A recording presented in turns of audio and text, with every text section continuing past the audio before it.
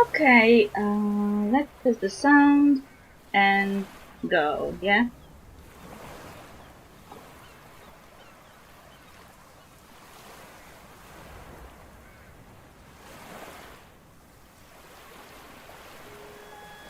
Oh, that reminds me that I didn't know what I will be playing today and decided on Do It Night Abyss like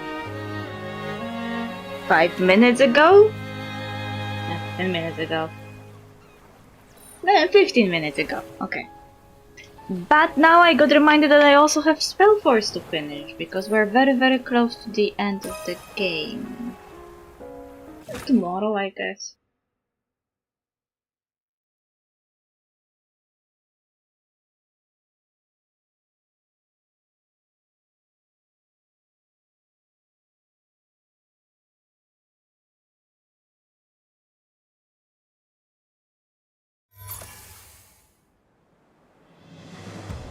Yeah, so why I am here?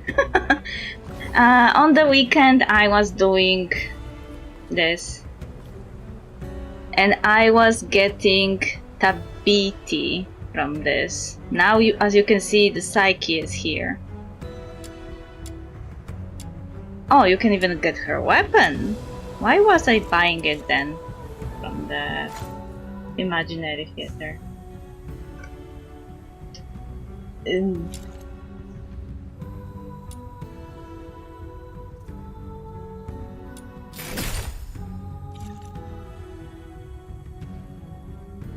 So I did this because I was worried that I will not be able to get Tabiti quickly. Or I will have to buy the letters from the shop. And one letter is like 10 currency that I am having, so if I assume that one character needs at least 30 letters, it's already 300, you know? And you get a lot of that currency, but not enough to splurge, if you know what I mean. They should do some optimization for PC. I hear they did optimization for phones. They should do some optimization for PC because... Oh, they're only giving the special ones?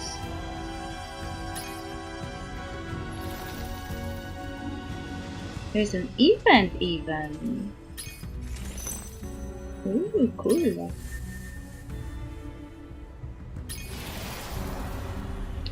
Sources. What can you get Fina from?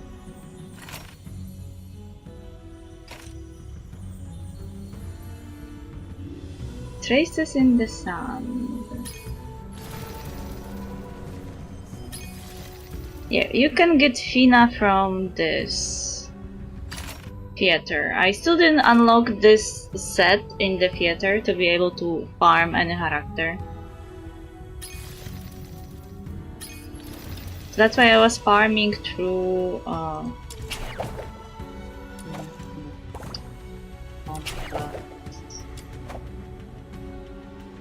cover. Yeah, here. Before you could get Tabiti from here. I see nothing changed here. The same characters as they were before. Yeah. So I can still get her if I want. I want to dedicate my week this week to this character because I want her.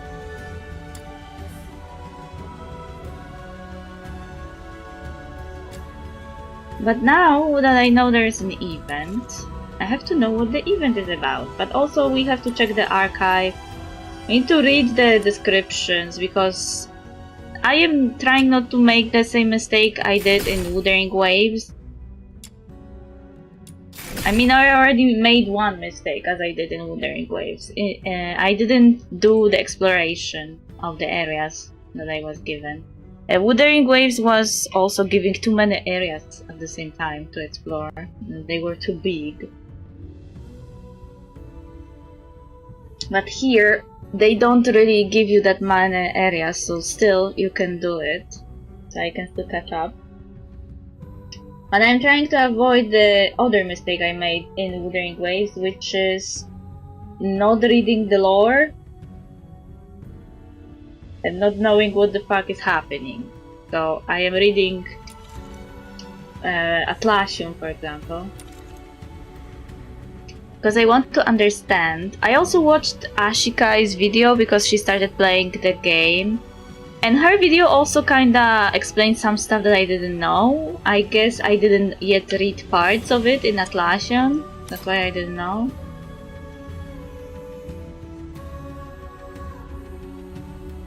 A living being, Scaron.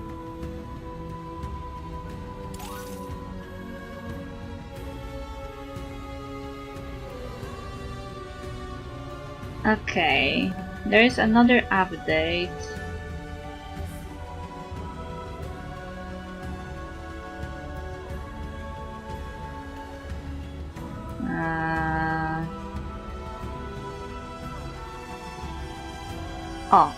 According to Hyperborean historical records, the Charon once launched a continent-wide war during the Sacred Tower era, over 2 millennia ago, indiscriminately slaughtering Solarians and driving them to the brink of extinction.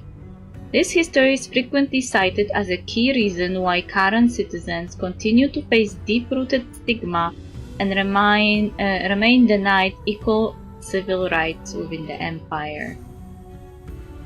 So, it's not explained why they had this war, but from Ashikai's video it was kinda low-key explained a bit, but I feel like we still lack the context. Even with Ashikai's video I watched, I still lack a context of what was happening at the time and why.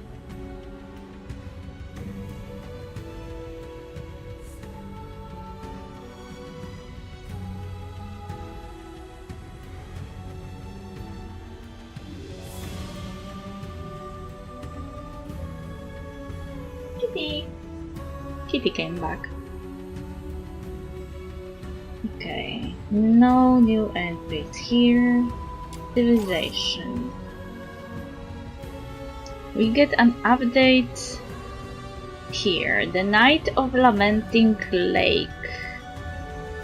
One of the most pivotal events in early Hyperborean history. According to official Imperial records, near the end of the Great Migration a millennium ago, a band of migrants led by Dis Galea, later crowned as Dis the First, pressed northward into the southern tundras of the Vtuber Mountains. I feel like we read that one actually.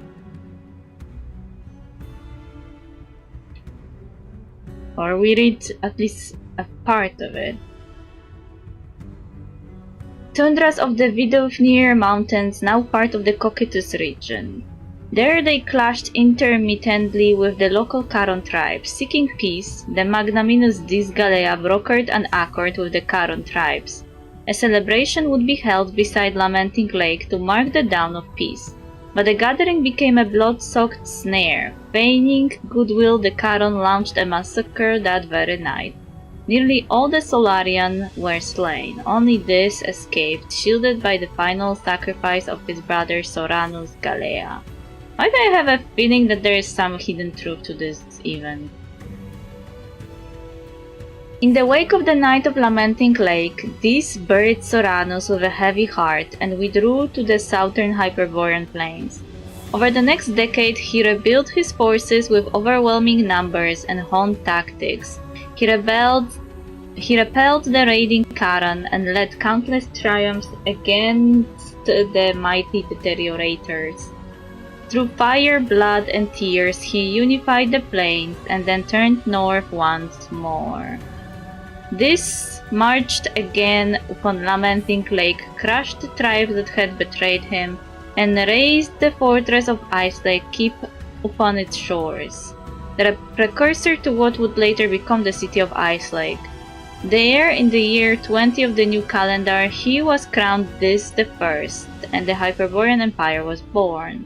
Yet as he stood before his sworn enemies, these the first chose neither vengeance nor retribution. He chose peace and forgiveness. Through the Edict of Ice Lake Keep, he proclaimed the Karen to be children of Hyperborea all the same, and bound them beneath the Empire's banner.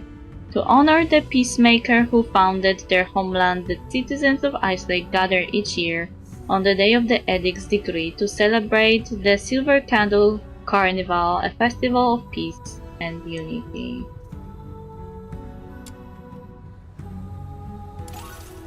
Okay, the 6th Legion clandestine experiment. Under the pretext of military recruitment, the 6th Legion of Hyperborea has long enlisted physically robust Karen recruits into closed training programs.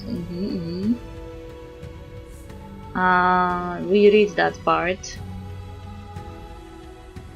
They were used as subjects to experiments. Wait.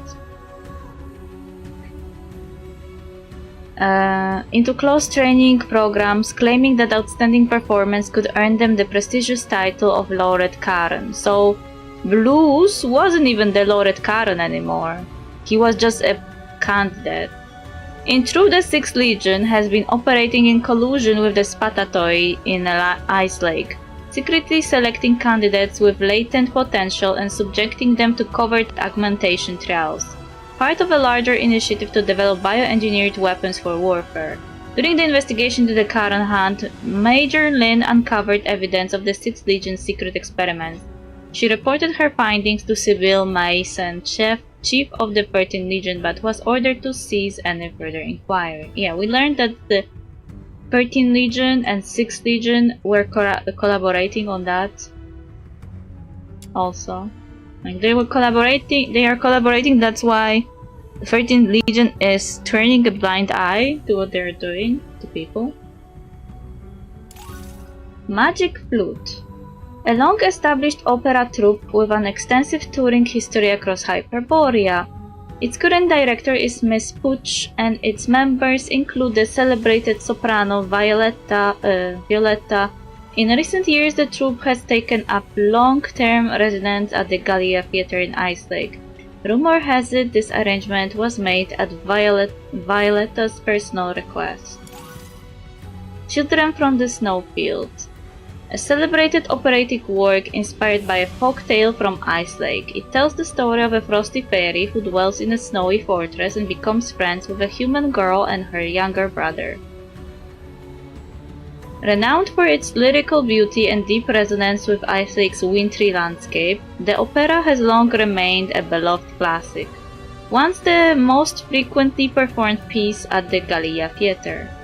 The production was suspended for 2 years following a violent on-stage altercation at the Gallia Theatre. Beneath its fairy tale charm lies a tragic ending. To protect the human children, the frosty fairy forsakes their castle and willingly transforms into a beast. With their promise fulfilled, the fairy falls into eternal slumber beneath the frozen earth. Okay, Society, the Karen Hunt.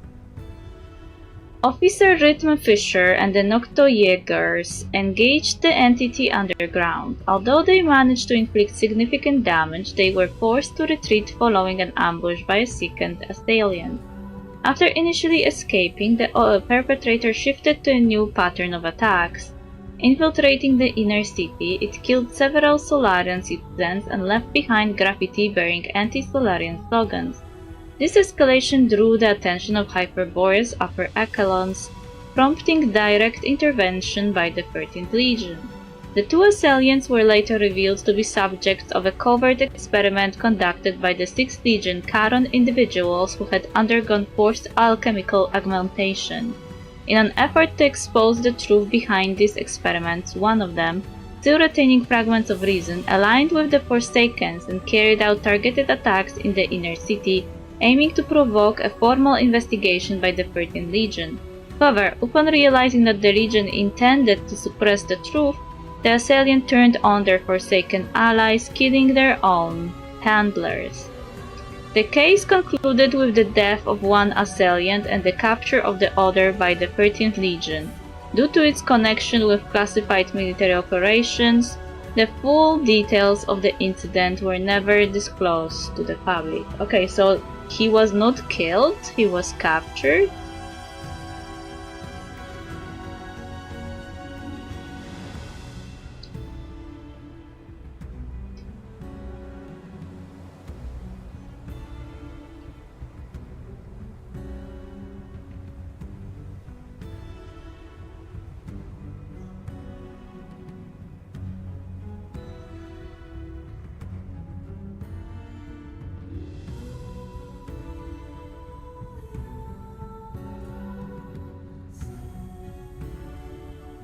Yeah, this entry kinda suggests that Fantasia is not dead. Also, I was suspecting that based on the camera movement in the last cutscene. Like, it was going into the sky. So you heard, like, the bullets. But then they were talking about vitals, and they never showed him being actually killed, so it was very vague. And that was a typical thing that you use in movies and TV shows when you want a character to stay alive, but you want the audience to believe they may be dead. Silver Candle Carnival, a long-standing Ice Lake tradition dating back to the founding days of Hyperborea. On the night of the festival, citizens don masks and costumes, gathering at the candlelit Gallia Theater to enjoy performances and dance until dawn. In an otherwise rigid and hierarchical city, this is the one night when identities and origins are momentarily cast aside. A fleeting sense of freedom that may explain why the festival has endured despite being so at odds with Ice Lake's usual atmosphere. Yeah, like I was talking last time. According to the theories I was reading when I was still in university, this kind of thing is done in very authoritarian systems to avoid the revolution of the people, because this one festival is like releasing the steam. This is like one day when everyone is free, they can release all the steam and then hold their frustrations and anger for the next year, you know? So it lowers the chances that the population will revolt.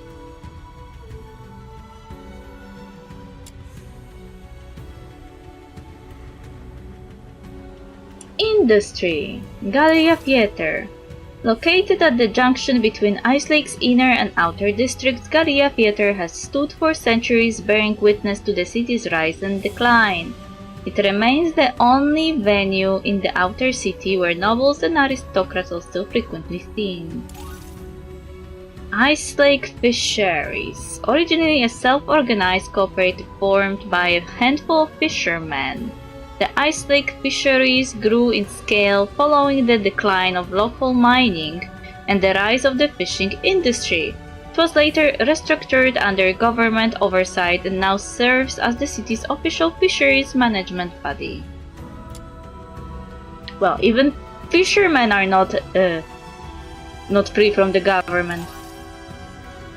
The Hyperborean Criminal Code, the Empire's highest legal statute. According to historical records, its earliest draft was personally written by this the First, the founding emperor.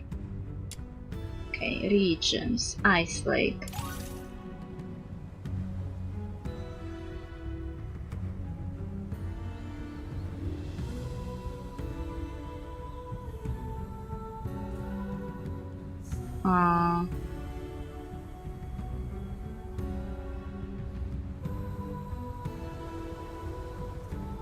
Okay, the city is divided into the inner city and 4 surrounding districts. The inner city, also known as the Old Quarter, houses the Council Hall, the Alchemy Academy, and military headquarters. Access and residency are tightly restricted. Only nobles, senior officials, wealthy merchants, and those in their service are permitted to enter.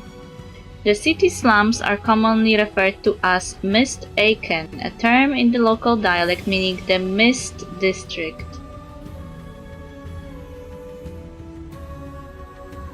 Someone wasn't really creative with this name. Located near the exhaust vents of Ice Lake's core infrastructure, the area is perpetually shrouded in haze due to constant emissions of waste gases. While the environment poses significant health risks, the slightly higher temperatures caused by the fumes have ironically made Mist Aiken a heaven for physically frail or cold-sensitive Caron residents. Despite poor law enforcement, the district's relative lack of Solarian authority has in some respects made it the safest place in Ice Lake for the Caron underclass. The city's sewer network is vast and labyrinthine, with numerous sections repurposed into military facilities by the Aiolophile. The purpose and function of many of these installations remain classified. I don't think I want to know.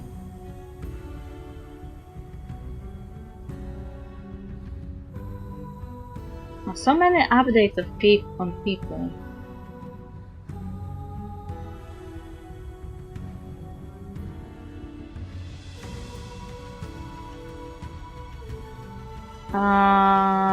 Rhythm. Born in Mistaken and raised in hardship, Rhythm developed a deep empathy for underprivileged Caron citizens. Even beyond her official duties, she often went out of her way to offer them support. Rhythm once took part in the 6th Legion's entrance trials alongside her younger brother Blues. Although she did not pass, she later joined the Ice Lake escort. During her childhood, Rhythm's parents were killed after unknowingly sheltering a deteriorator, an act that led to severe civilian casualties. Since then, she has vowed never to let anyone fall victim to a Filtoid again. In truth, it was Rhythm herself who had urged her parents to take in the deteriorator. She has borne the weight of guilt ever since. Recognized for her outstanding actions during the Caron Hunt investigation, Rhythm was awarded the title of Laureate Caron. However, having lost both a loved one and her sense of purpose, she eventually resigned from her post in the escort. These the first, as Imperial records attest, in the turbulent years following the Night of Lamenting Lake. This the first led the Solarian in rising against the Caron's atrocities, yet in the wake of securing victory he chose not vengeance but forgiveness, and so began the great era known as the Silver Feast. Putch, the current director of the Magic Blue Troop, now in her later years she remains meticulous and unwavering in her oversight, managing every detail with exceptional care. Thanks to her consistent efforts, the troop has maintained a high standard of performance for over a decade, and is widely recognized in Ice Lake for its excellence. Violetta, the leading soprano of the Magic Blue Troop and one of Hyperborea's most celebrated opera performers, renowned for her masterful vocal expression and transformative stagecraft.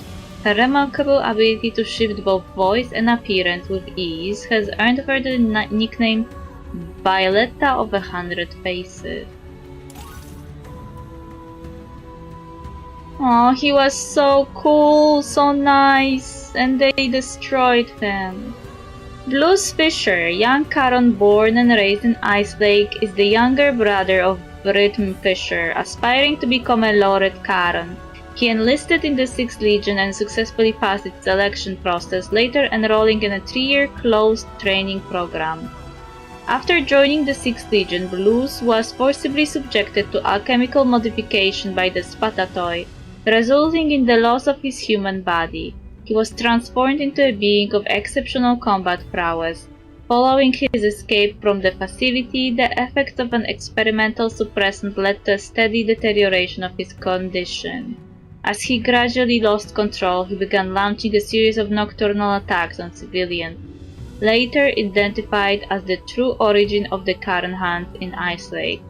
During a confrontation with Rhythm, he sustained fatal injuries.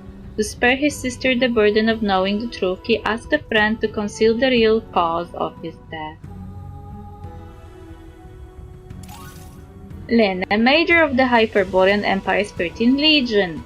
Lin is a no-nonsense officer assigned to Ice Lake to oversee the investigation to the Karen Hunt case. Fantasio. Another test subject from the 6th Legion augmentation program. Fantasio met Blues during their confinement at the facility. The two became friends and later escaped together. He was later identified as the figure behind the latter stages of the Karen Hunt. In order to honor Blue's final wish, Fantasio damaged his own vocal cords to impersonate him and revealed the truth to Rhythm. Real name, Parsival Snowfield. He once starred as the Frost Fairy in the final performance of Children from the Snowfield. At the conclusion of the Karen Hunt investigation, he knocked Rhythm unconscious and entrusted her to Viteria, meaning me, to conceal Viteria's in the skirmish with the 13th Legion. Fantasio remained behind to cover their retreat and erase all traces. During the ensuing clash with Len's unit, he was critically wounded and taken into custody by the 13th Legion. His current whereabouts remain unknown. So he is alive! He's not dead. But I feel like in his situation it would be better if he was. Because I can't imagine anything good will happen to him now.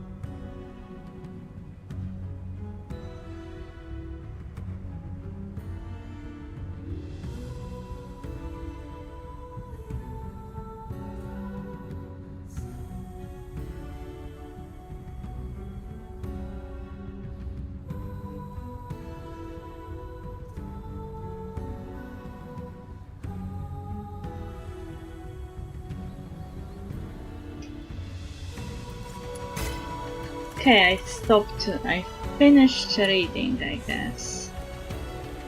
Are you inviting me on a date? I'm trying to keep everyone high level. Are we going on an adventure today?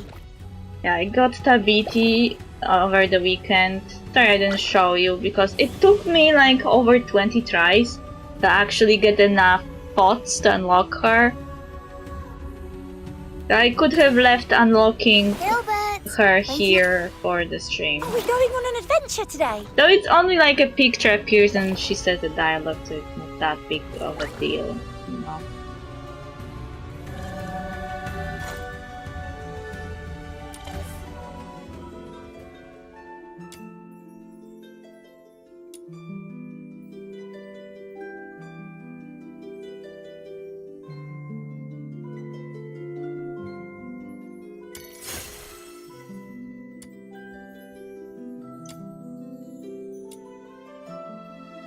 Oh, they added Fina here. And her weapon, yes. What about the prison? Oh, they added some stuff. Oh. Oh. Oh.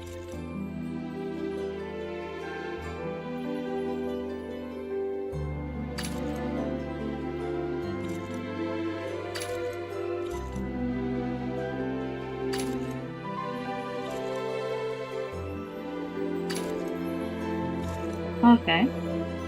Cosmetics. Ooh.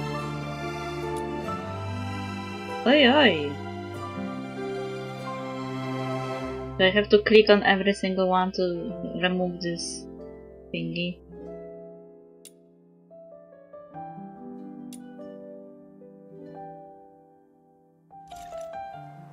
Okay.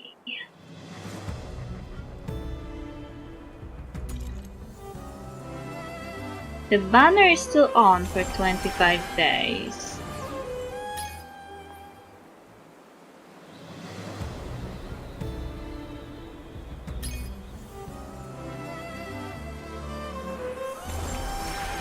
You're guaranteed a purple of higher tier items within every 10 weeks, and iridescent prism 25 is guaranteed within 90 weeks.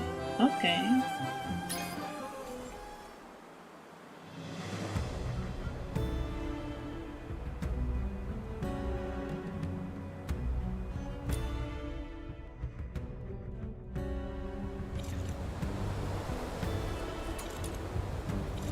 Okay, let's check the event though.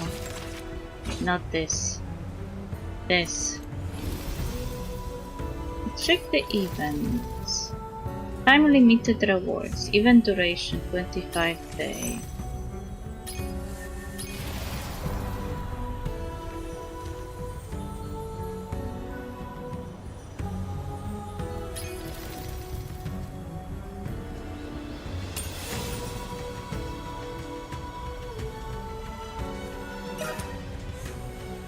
Unlocks after completing beyond the page. Aha, so there's some kind of mission. Beyond the page, story begins. Okay. There's so many like... So many quests I didn't do yet. Event quests. Aha, okay.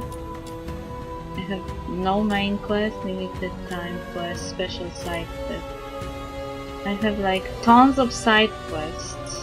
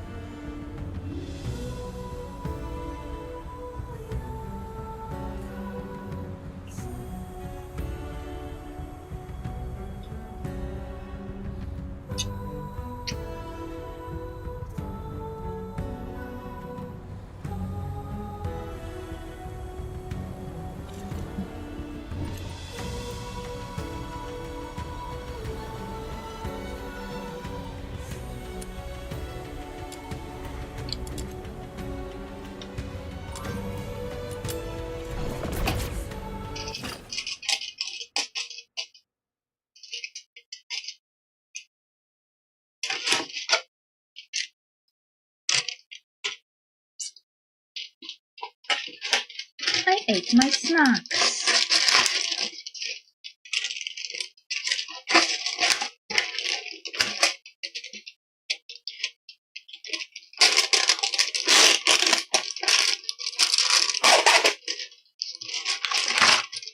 And now I have to open new ones.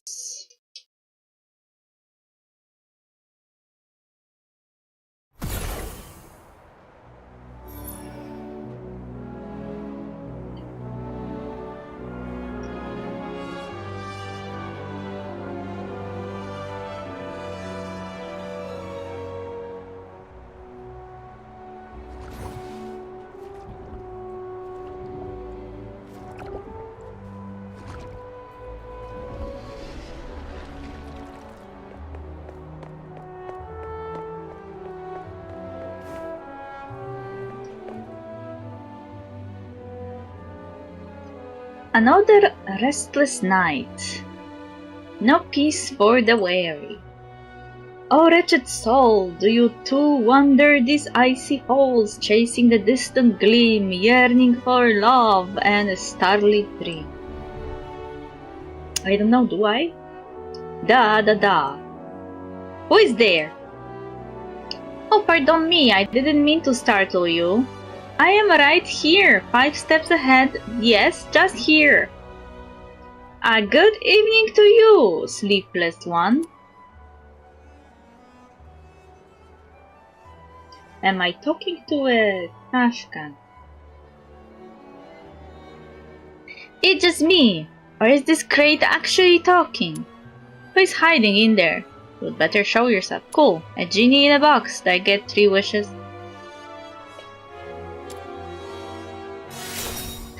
I got chaos point. Sorry, I am just a plain old crate. I don't grant wishes. But how can a crate talk? If you must ask, tell me this. What's harder, singing or speaking? Singing, I suppose. Little music boxes can sing. Simply wind a key and out comes a melody.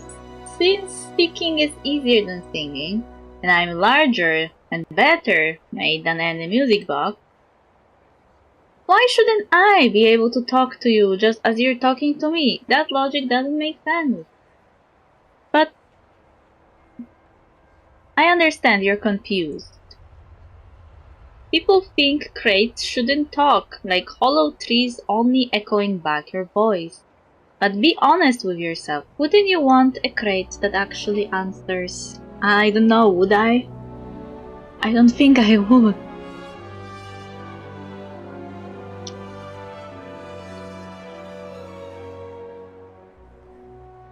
You didn't pry me open straight away. That means part of you wanted me to speak, didn't it?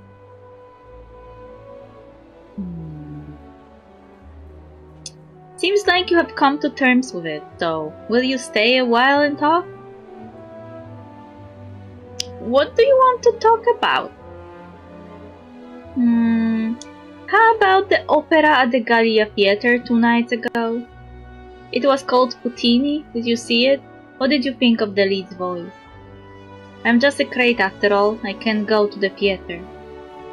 Sorry, I didn't see it. That's alright, no one is blaming you, but you should see it someday. It's a beautiful piece. The heroine Puccini, she's radiant, kind, and brave enough to chase her freedom. I want to be like her, but I'm just a crate. So, I made a decision. What is it? I want to set sail. Who says crates must stay on street corners? A crate could become a boat, drifting on the tide. I want to feel the sea wind, rough with salt and sand. But living here means losing everything I have. To leave the cage is to leave the shelter, and freedom, well, that means stepping into the unknown. So tell me, my friend, what do you think I should do? You're a crate, maybe don't overthink it. You already knew the answer before you asked. You're right. Thank you for keeping a lonely crate company, kind soul. Down is closed, and with it the magic in these old timbers begins to fade. May every sleepless night you face, no, may all your nights be filled with peaceful dreams. That's the quest. You hear faint tremble like a pixie sleeping from a child. What? You hear faint tremble, like a pixie sleeping from a child's bedside just before dawn. And when you come back to your senses, Miss Crate is gone. What just happened? That voice in the crate somehow steered the whole conversation. It's probably some local kid messing around, but I can't just leave it. I should ask around. So it's not the end of the quest. It's the start of the quest. Are you inviting me on a date? No, I don't. Speaking of which, I also got her a weapon when I was farming stuff on the weekend. The weapon was honestly also kinda hit or miss. Like, I was lucky to get it fairly quickly. But it took a few tries. Not more than 15 though. The world outside Purgatorio Island defies all accounts. More expansive, yet more brutal. This cannot be its true destiny. That's why a change must be made.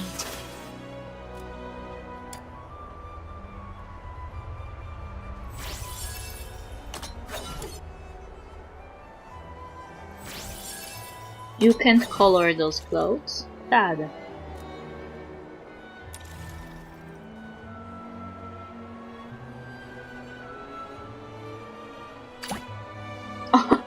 Wait!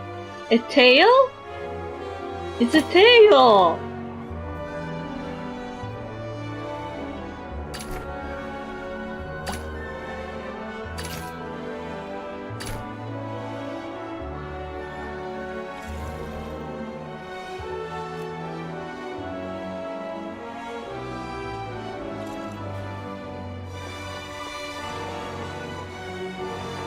The game is a bit laggy though. Shouldn't be this laggy.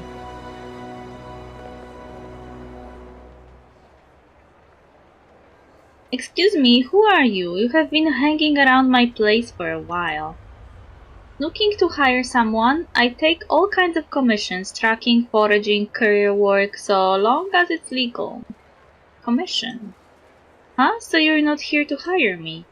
Alright, I guess Camila oversold it. Giselle the Fox Hunter isn't exactly a household name. Giselle the Fox Hunter? Yeah, that sounds familiar. Thanks, but you don't have to say that just to make me feel better. No, I mean it. You tell Giselle about the talking crate behind her house. So, a crate behind my house struck up a conversation, suggested you watch an opera, got it. That's not quite the reaction I was expecting. No? Well, that's me. Whether it's a kid in a box or a box with a voice, either way, I've seen stranger. Thanks for letting me know, I'll ask around. Oh wait, you're Vitaria, right? You have made a bit of a name for yourself among the fox hunters. That's me. Sounds like you have been doing your research. Nah, I am the white demon from Purgatorio Island.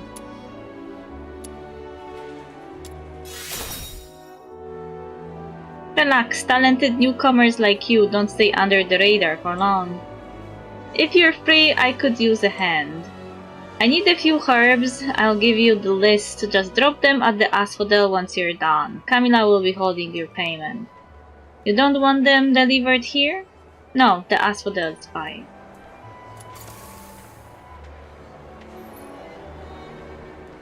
Giselle's story. Giselle is a woman of warmth and strength, outspoken yet attentive, quick to protect those around her. It is said she once served with the Ice Lake escort. Though her reasons unknown, she eventually left their ranks.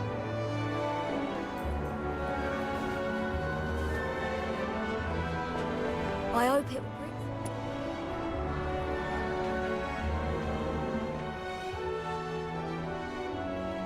Where could he have gone off to? The old lady's sorrowful gaze lingers in the distance, oblivious to your approach. The fabric of her outfit appears quite luxurious. She seems to be looking for someone. She appears mournful.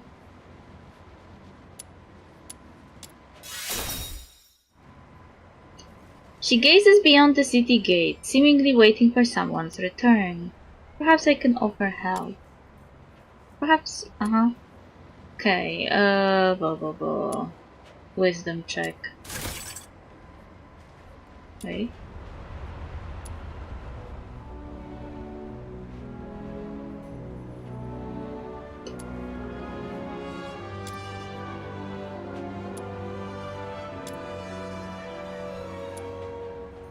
Ask if she is in some sort of trouble. Offer to help with proper payment in return. Ask if she is looking for someone. Offer to keep an eye out during your travels.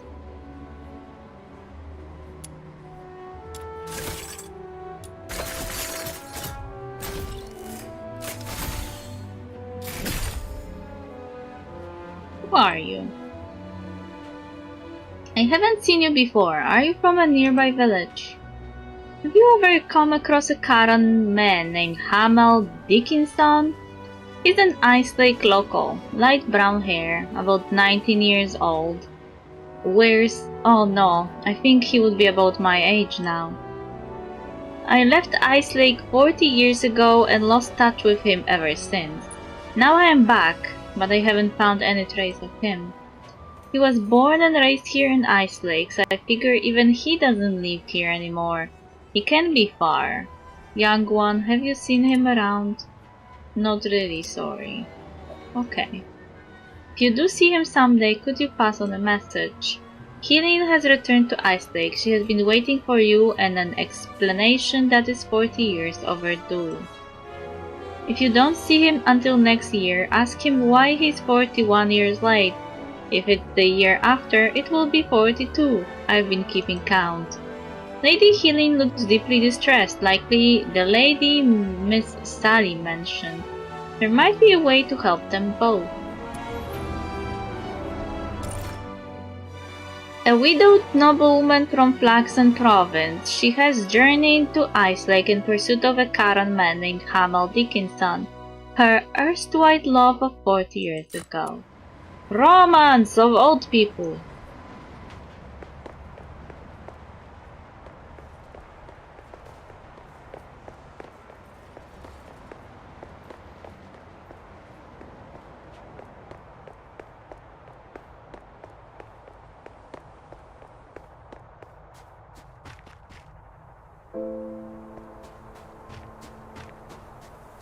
Tools without spirit simply won't cut it.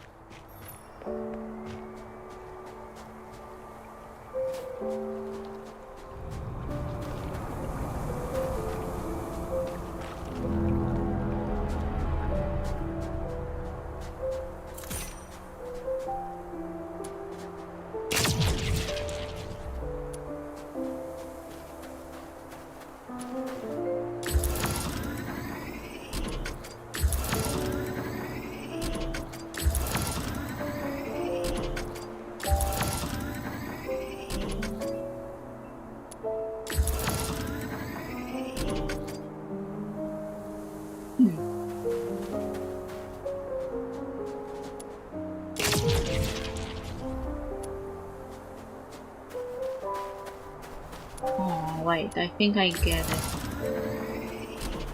It needs to ricochet, I think. Yeah.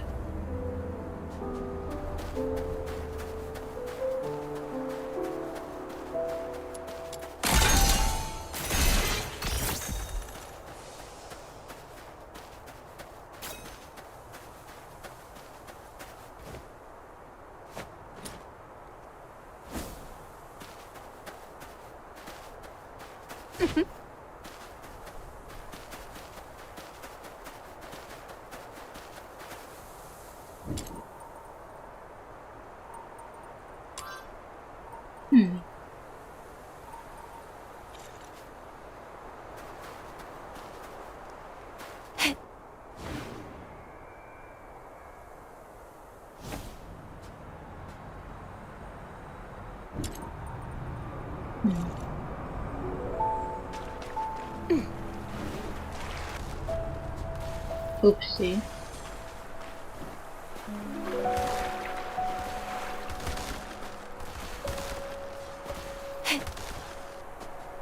Upsie.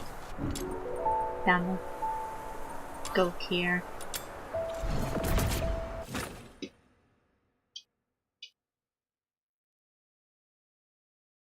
Water is deadly.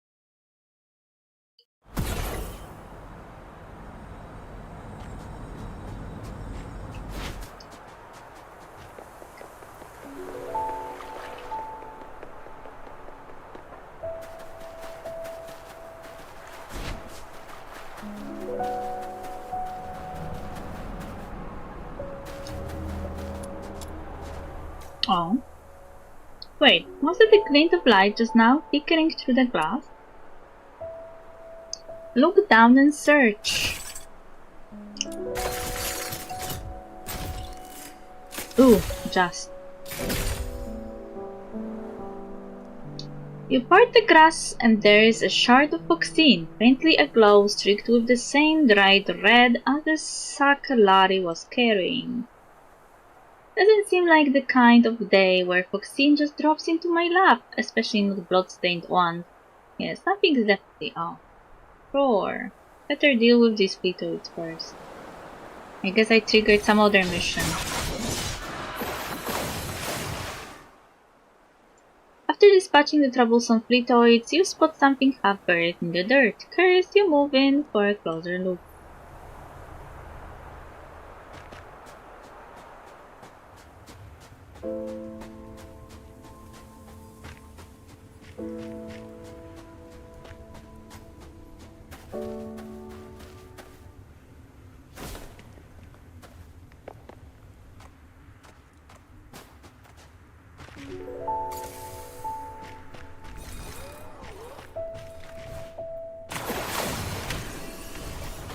That's brutal! Ouchie! That's brutal! No violent contact.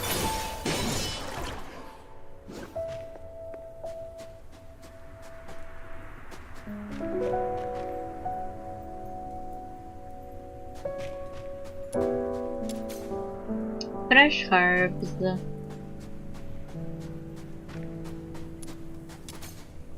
Fresh herbs.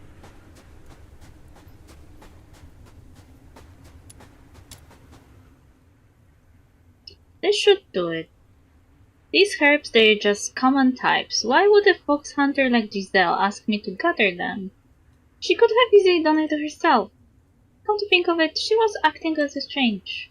Better drop these off at the asphodel. Maybe Camilla knows what's going on. Wait, before we do that, we were doing something else.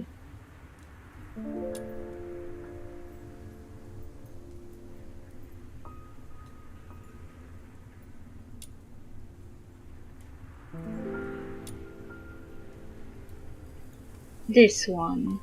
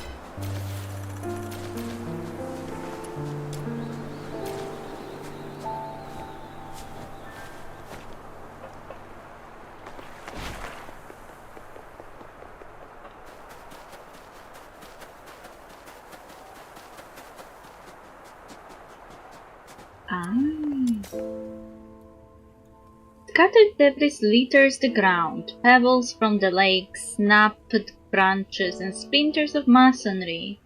Judging by the mess, a fight broke out here. Among the rubble you spot scraps of torn fabric and tufts of stuffing, the same kind as on the men's threadbare clothes.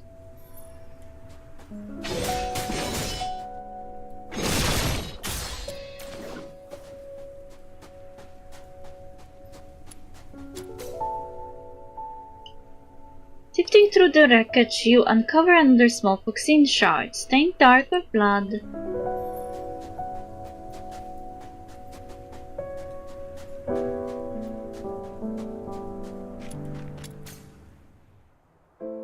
The footprints are a tangled mess, crisscrossing wildly to the dirt. But there is something telling. No claw marks, no beast tracks, just human prints.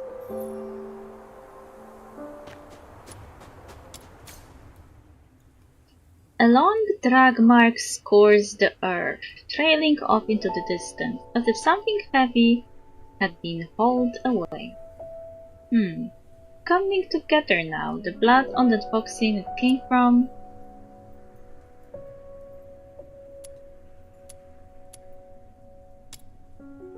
That's right, no beast tracks, no fleetoid claws, just humans. Looks like there was a fight here, probably over that sack of Fuxine. Now then, what's my next move? That Fuxine was taken in blood anyway, why shouldn't I claim it for myself? That guy did some really bad things, better report him to the escort.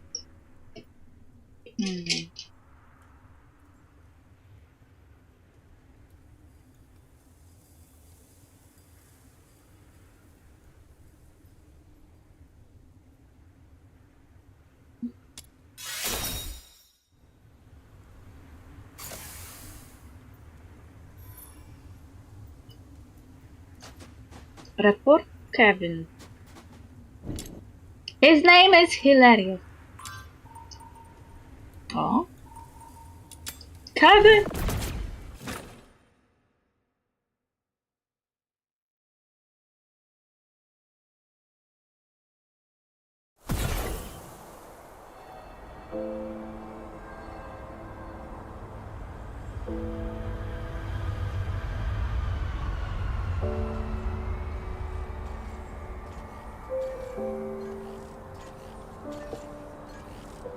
Kevin!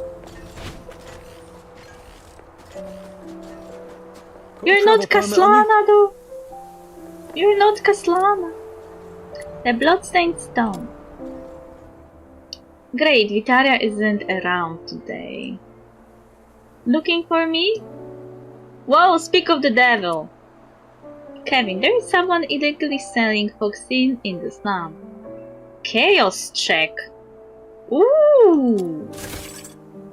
Oh shit! Oh, I was lucky. The phone by the gate suddenly rings. Kevin leaps up like a startled hare and quickly picks up the phone. Kevin speaking, what? Suspicious guy in the city? Got it, I'm on my way. Probably the one you just mentioned. Could you lead the way? Who am I? Do they pay me for that? Look for the missing cat.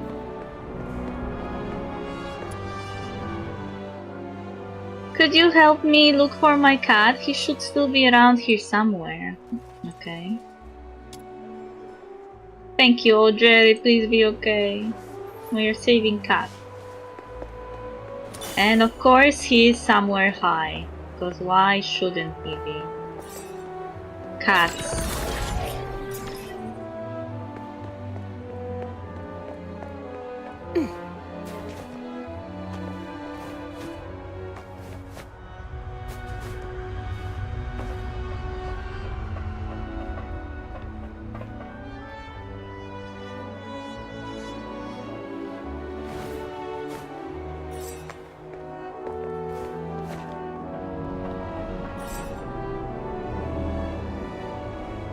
Where is Jerry the cat?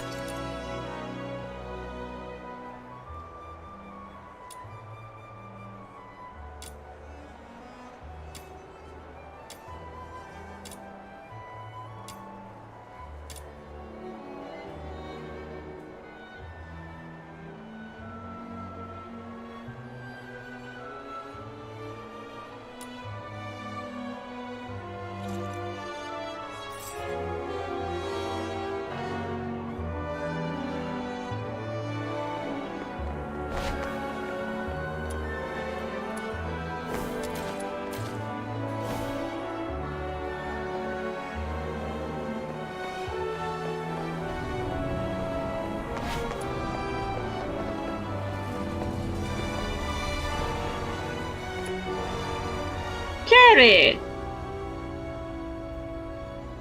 You soon spot a small cat curled up on the ground, trembling. He looks terrified of human contact. Pick him up and bring him back to the girl.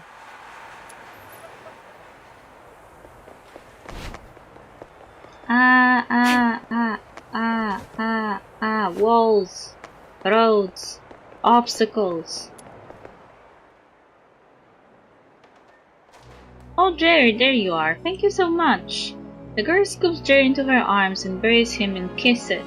You try not to notice the poor thing wriggling in panic as you quietly accept your reward and slip away. Did I just... did something wrong? I mean, cats don't like stuff like those. Are you inviting me on a date? But at the same time, it's better if he is cared for by someone than going on the streets alone. He could die.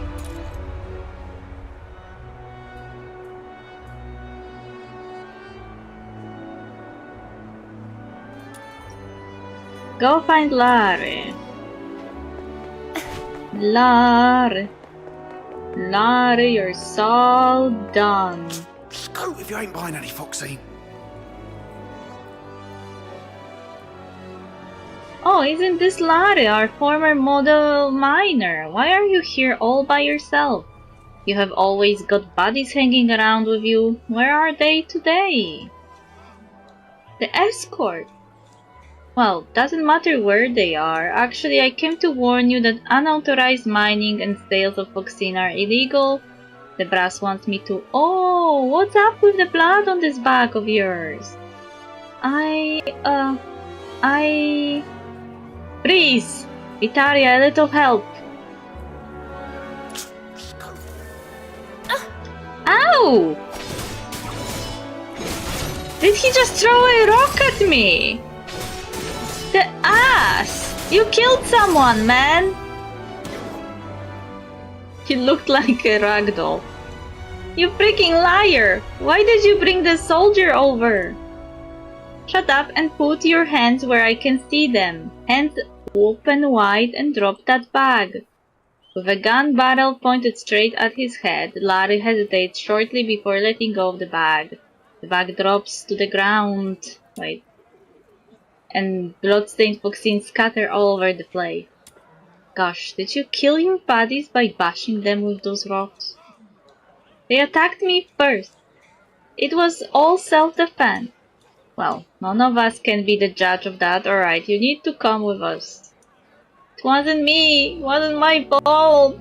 It's the bag of Foxine. If we never opened this damned bag, all of us would still be around, we would all be alive. Oh, before I forget, thank you, Vitaria, for assisting the escort. Here's your reward. Kevin dragged Larry away, disappearing into the distance. The bloody story of the bloodstained stones became yet another tale buried under the ice-lake snow. Did I do a good thing or did I do a bad thing?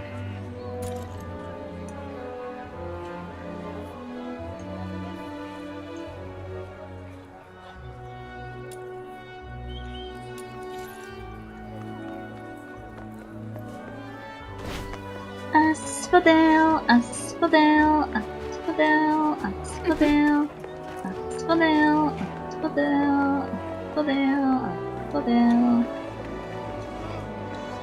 Treasure the intel, never miss the thrill.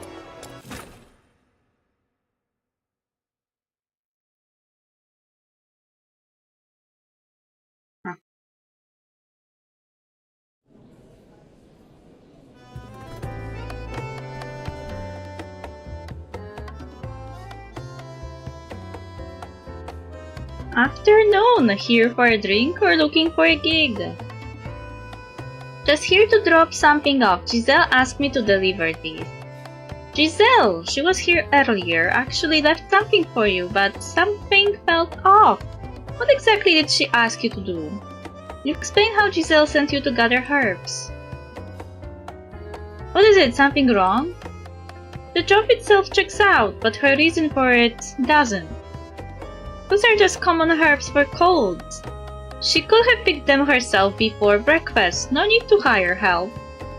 She did mention she's a fox hunter herself. She used to be a captain in the escort, left 16 years ago after falling out with her superior over a case. Now she is a fox hunter, sharp, skilled, well respected in the trade. Anyway, no point overthinking it, the job is valid and she did leave you something I won't cry. Here, this is for you. This is the payment and the letter?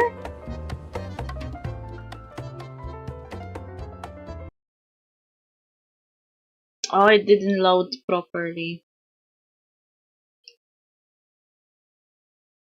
Dear friend, thank you for keeping a strange old crate company deep into the night and for giving me the courage to set sail.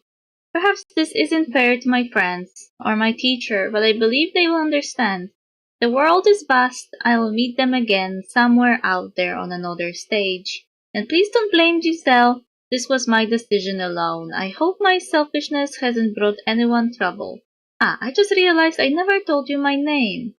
But it doesn't matter now. I won't be needing it anymore. Let's see, okay. If one day you meet a girl named Puttini, I hope you'll recognize me, and I promise I will recognize you.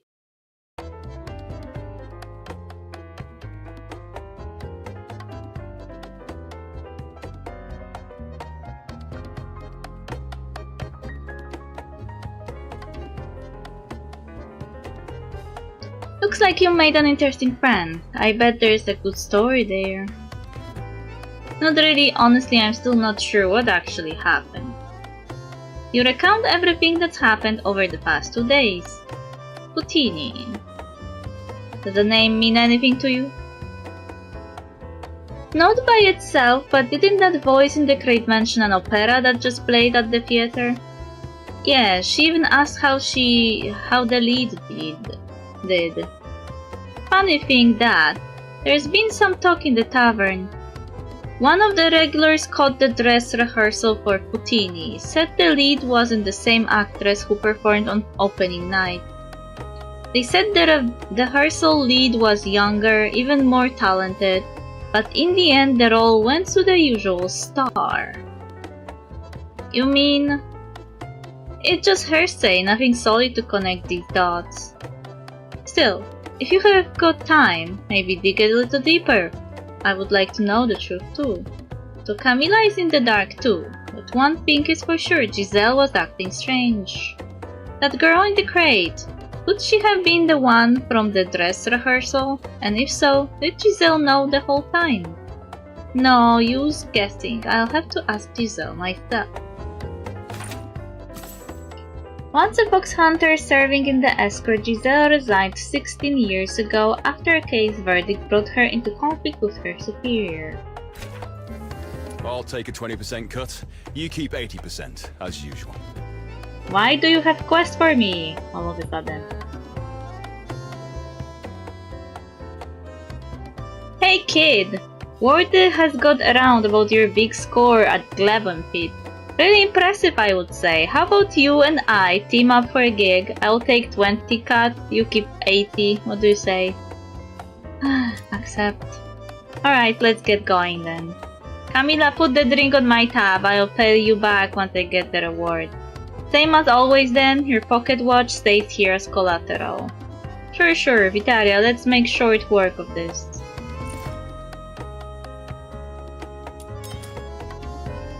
I'll take a 20% cut.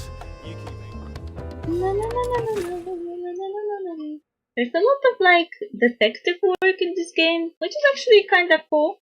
Cause you don't really just go around and do fetch quests all the time.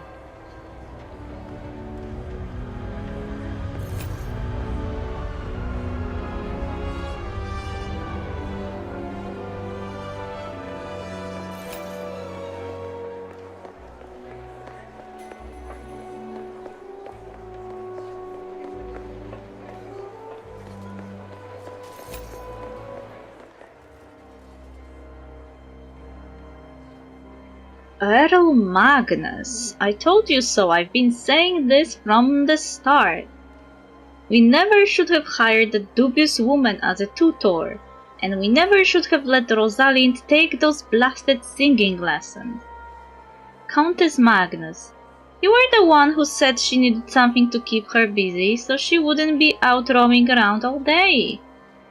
I meant something to keep her home, not something that would send her running off again and getting herself kidnapped.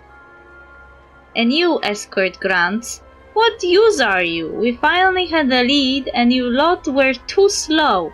Now the kidnappers are gone. Why am I even wasting my breath on imbeciles like you? I'll find my daughter myself. Phew, he's finally gone. Please stay back. This area is off limits. Wait, those are escort soldiers? So they are... I thought they are like different soldiers, not the escort ones. Like, I thought that escort was like a specific group, like and they will have like, I mean, during the cutscene with Rhythm, they were wearing this armor, but I didn't connect them to the incident in the square when they killed the young man.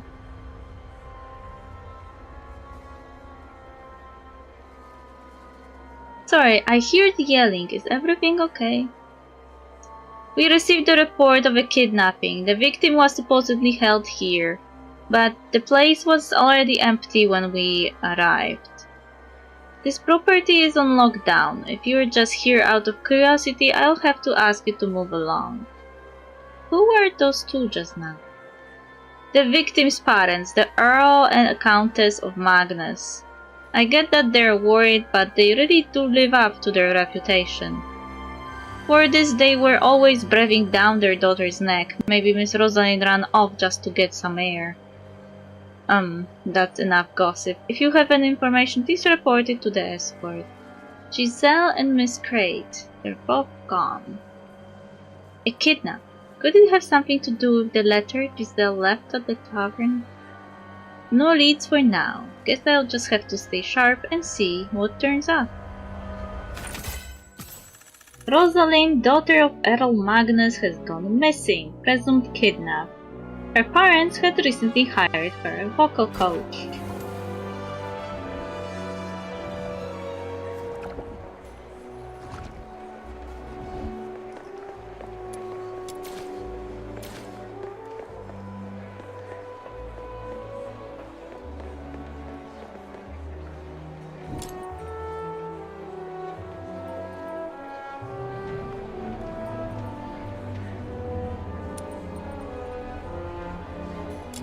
Oi, Glabon Pit!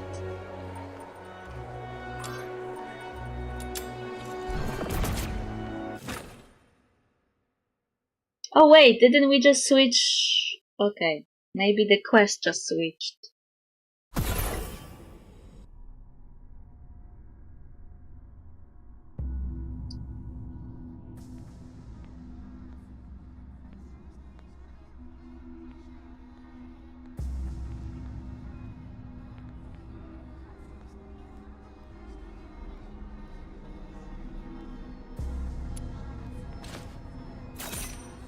Yellowed Diary.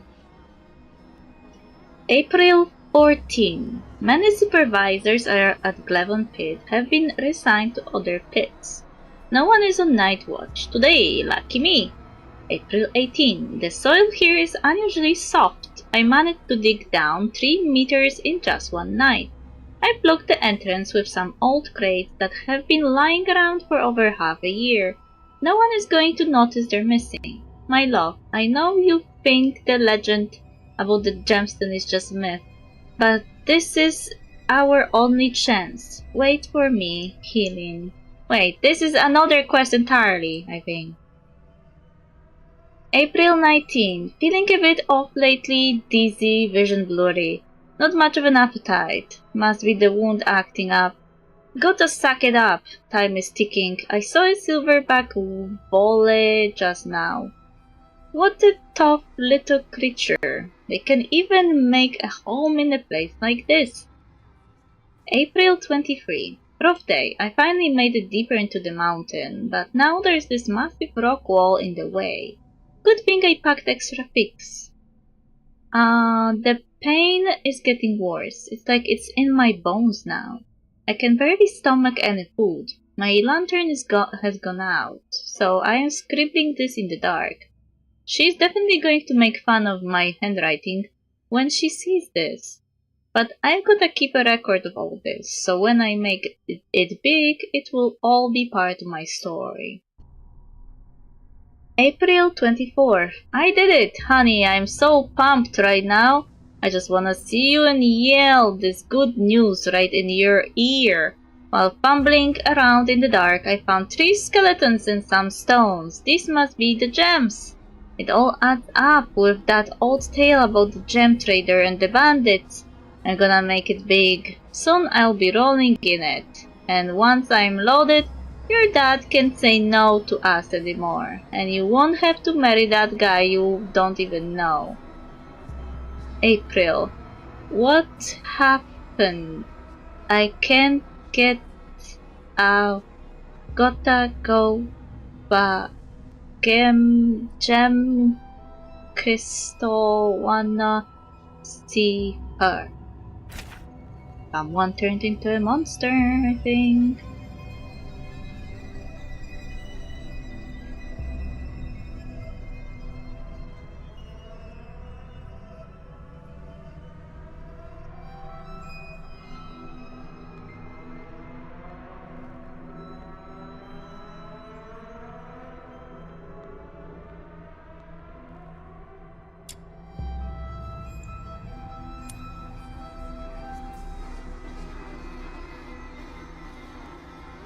Yeah, we switched quests by accident.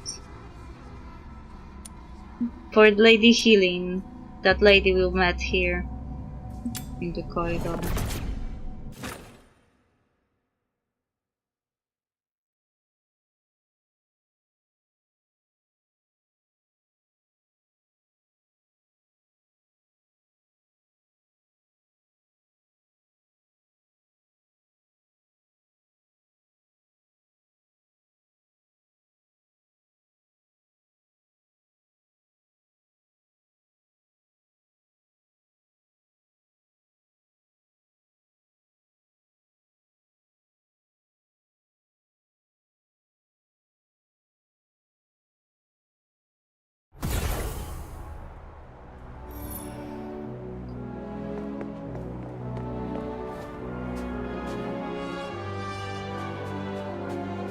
Oh, another mission.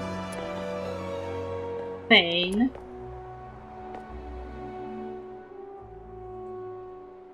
A moment of your time, fair lady. Ah, how does one even begin to capture your beauty? Sounds like a scam. A mute tanuki pens sonnets in your name. The verdant moon casts gold across your form. A sea hare crowns you with palm fruit jewels. While I, by a forgotten bean, sing your name to the stars. Even if my words fall short of your splendor, I beg you, I implore you. Ah, such poise, such presence. You must be the illustrious fox hunter, Miss Viteria. Am I actually that well known around here? No, this is definitely heading somewhere strange. A pleasure to meet you. I am Pain. My teacher has been awaiting your arrival. This way, please. Teacher? Oh, right. She asked me not to call her that in public, but I doubt she will mind if it's you. Still, I would appreciate it if you kept it just between us. A flamboyant man bars your way, insisting his teacher awaits. Follow him and see what's afoot. Well, just a moment. To give something to Lady Healing. Where could he have gone off to? Young one, any news of Hamel Dickinson? Hamel Dickinson, that name rings a bell. Indeed, it is the same name on the title page of the journal you retrieved from Glavon Pit. If your guess is correct, then the monster haunting the depths of the pit might just be. Her cloudy eyes brighten slightly at the mention of that man. The name Hamel Dickinson clearly holds great significance for her. She is awaiting an answer. Oh.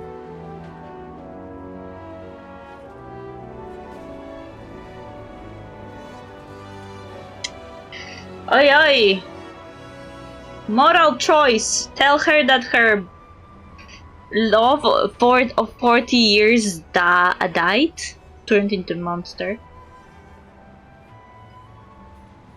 Or not?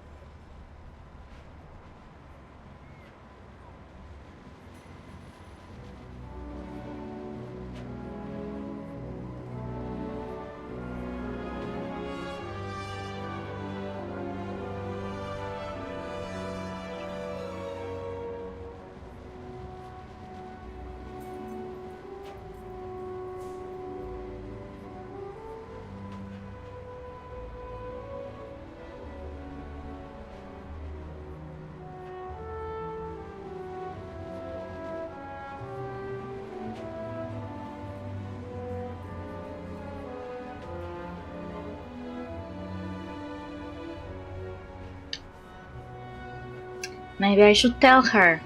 That would actually give her some closure, I guess.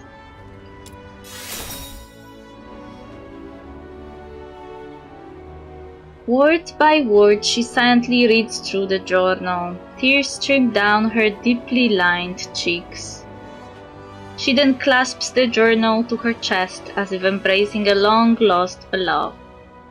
Thank you, young one. Thank you for uncovering the secret that's been buried for 40 years.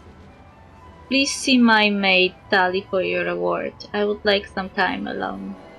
She turns away, her frails stooped back towards you. Where could he have gone off to? I hope it will bring some comfort. They look the same. Child, thank you for all your help. Here is a little something for you. Her ladyship's health has worsened since last year, and I fear she doesn't have much time left.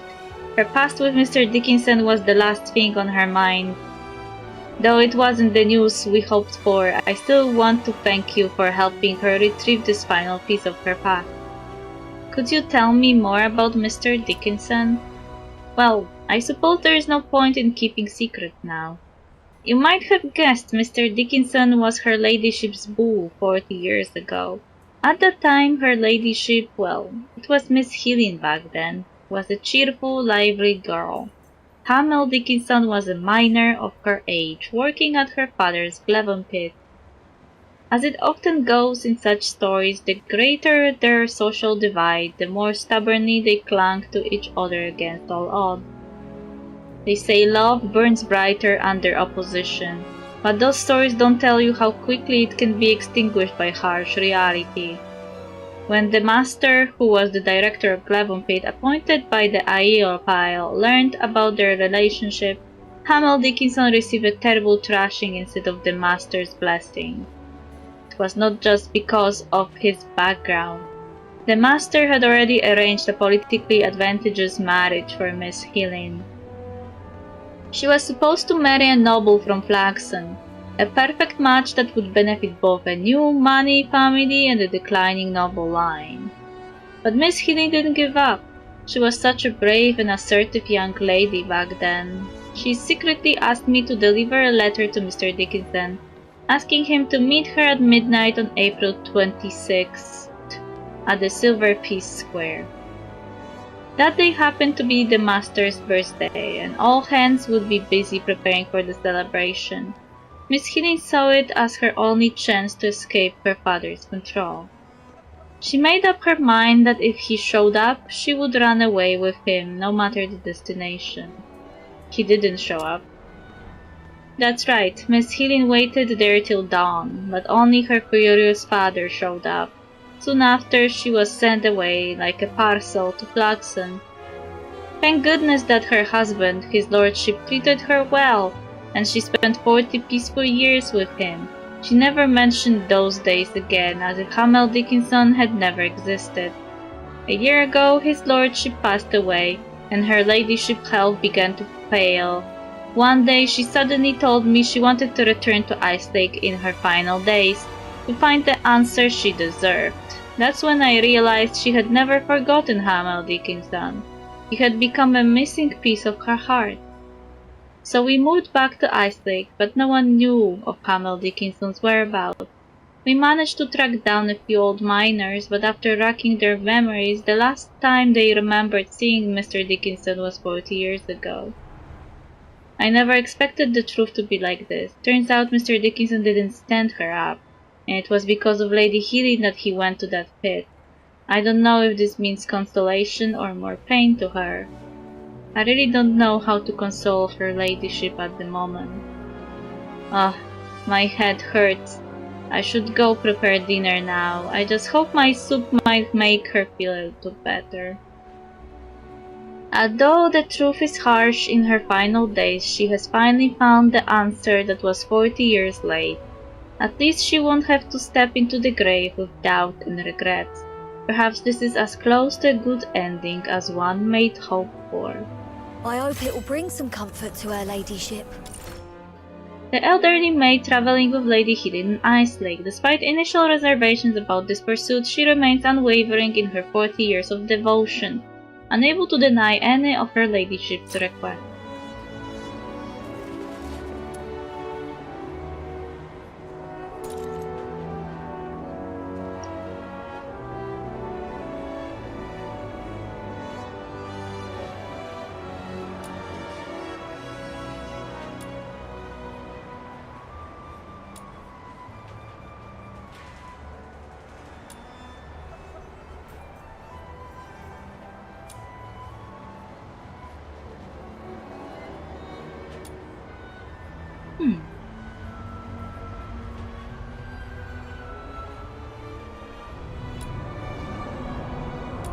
I hope it will bring some comfort to her ladyship.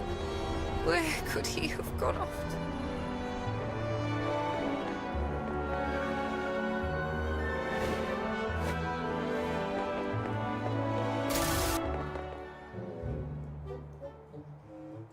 Miss Violetta, I've brought Vitaria. You have come, young fox hunter. Such a darling child. Your beauty reminds me of Icelake's first snow, that flawless glisten, and those garnets scattered across it, red as pigeon blood, so tender one's hand longs to. Wait, don't come any closer! Haha, not a fan of warm greetings, I see. My apologies, this must all seem terribly dubious. Allow me to introduce myself properly. I am Violetta, an opera singer. Why do you opera singers talk like that? If I seem familiar, perhaps you have seen me on stage, or glimpsed one of my posters nearby. Yes, you look familiar. I remember now, a dream-born voice from Luca, a visage that shifts like mist. That's what the poster said, right?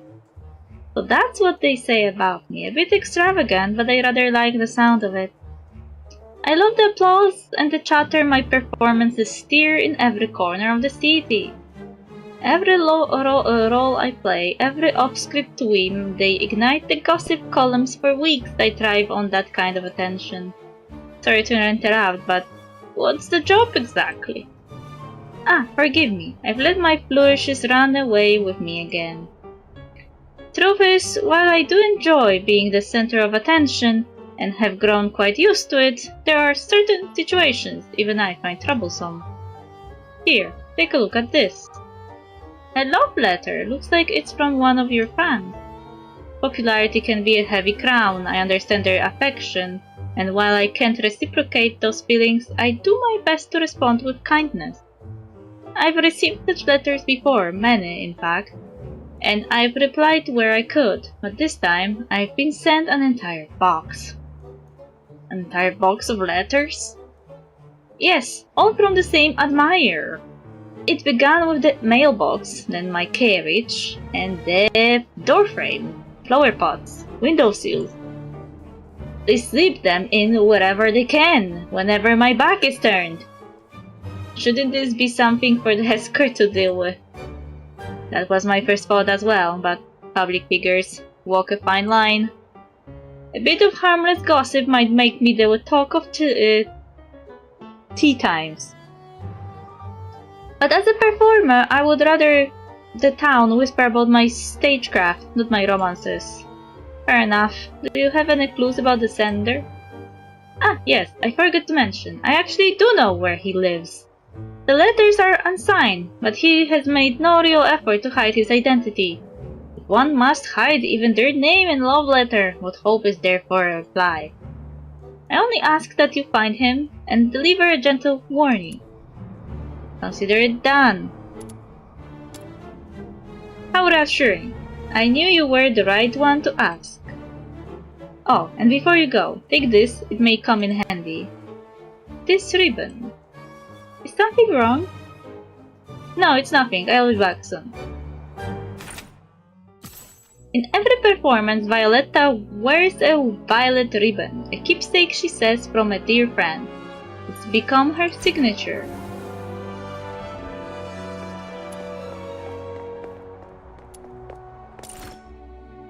Oh, that's a long story.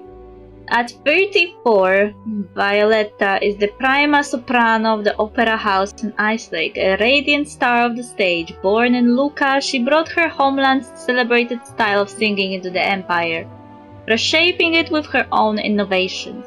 Her marvelous performances have garnered her a devoted following. Even those indifferent to opera in Icelake know her name. Every show she graces sells out the moment tickets are released, with wealthy admirers paying extravagant sums for the privilege of a front row seat. Violetta possesses a mastery of makeup bordering on sorcery. With each role she plays, her visage shifts beyond recognition. None can say which visage is her true one, and so she's hailed as the thousand-faced Violetta.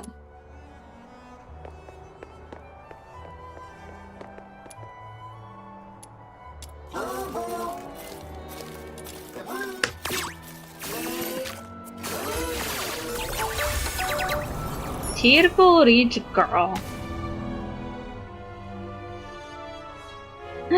Which way did they go? That way. They ran off that way. Oh, the outer city really is as dangerous as they say. What do you mean that way? Brush boy.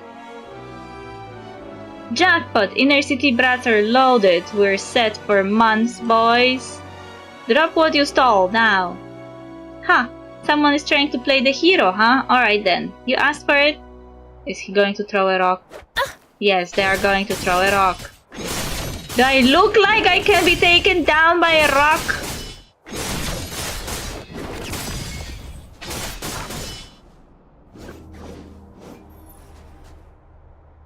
Apologize.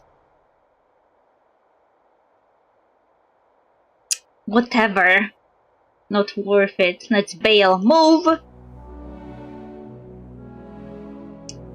The petty thieves scatter in different directions. You pick the stolen handbag off the ground and wait your next move. Pocket the money. Let those spoiled rich kids learn what the real world is like. Return the money. Getting robbed sucks, rich or poor.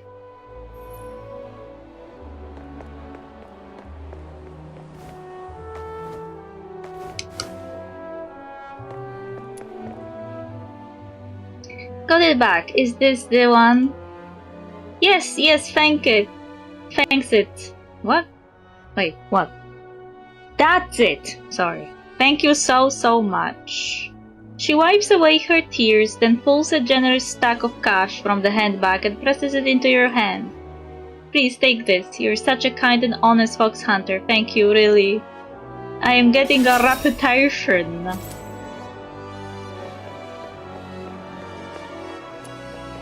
Okay, let's find the stalker. Having a stalker is really awful.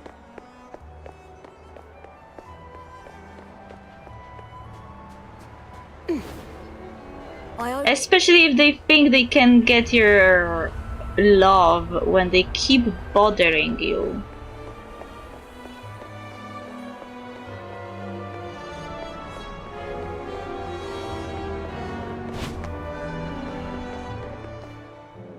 Oh, is this the soldier? This is the address Miss Violetta gave me. Doesn't exactly look like a residential area though. There's a guard nearby. Maybe he'll know something. Hey, mind if I ask you something? Bit tied up right now. Can it wait? Huh? That's odd. What's up with this phonograph? The soldier frowns at an old phonograph at his feet, fiddling with the dials in frustration. It's broken. Not broken exactly, just old. Sometimes it acts up. I swear, a good smack used to fix it. Let me take a look. You know how to work these? Alright, fix it for me, and I'll answer whatever you need, Bill. Wow.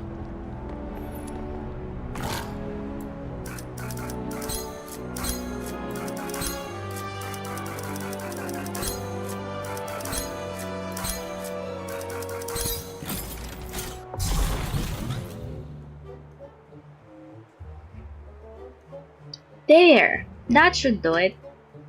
Not bad! Now I can finally enjoy my tapes again. Ah, Miss Violetta's voice. It just... Aha! Wait, you know Violetta? Who in Ice Lake doesn't? Her debut album is a collector's item. I've been saving for 3 months and still can't afford one. Guess these budget tapes will have to do for now. Perfect, because what I wanted to ask is actually about Miss Violetta. Are you the stalker? After swearing the guards to secrecy, you explain the situation. Miss Violetta has been receiving unwanted letters from an obsessed admirer. What? That's outrageous! If that creep's squatting on my beat, I will drag him out myself. Give him a piece of my mind. That won't be necessary. Sure it is. I can't stand lowlifes who disrupt public peace. I know every face on this block. Just give me something to go on and I'll smoke him out. I've got this letter here. See if anything jumps out. A letter? Right, let's take a look. He's the one who wrote it, didn't he?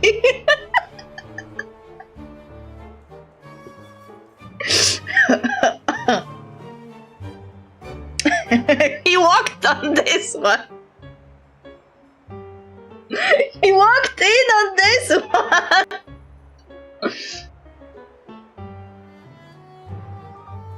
What's with the sudden silence? No way, this letter, it's heartfelt and sincere. How could this be harassment? I don't know. Maybe because it's in the amount of boxes, you know? Looks like we have found our guy. Weren't you just going on about giving someone a piece of your mind?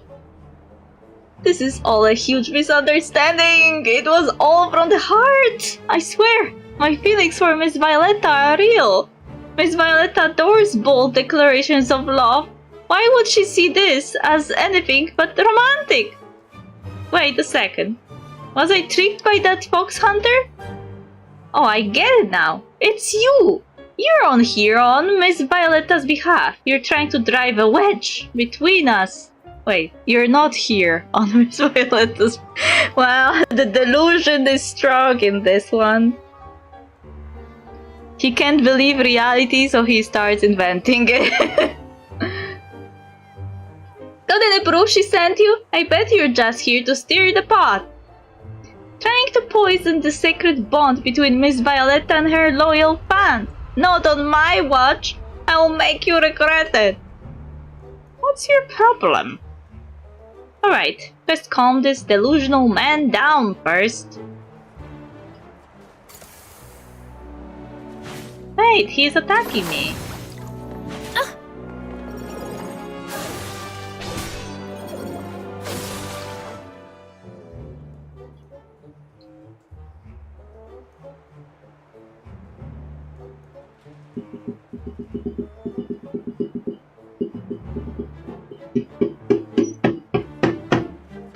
Game? I am waiting for the screen. Miss Violetta, I'm sorry, I was just not strong enough to protect you. Are you done? Here, take a look at this. This is her ribbon. She has worn it since her debut over 10 years ago. You recognized it that quickly? Of course I did. Ugh. Why am I even wasting my breath? If she gave you this, then I guess I've got no chance. I won't bother her again. Hope you two are happy to get together.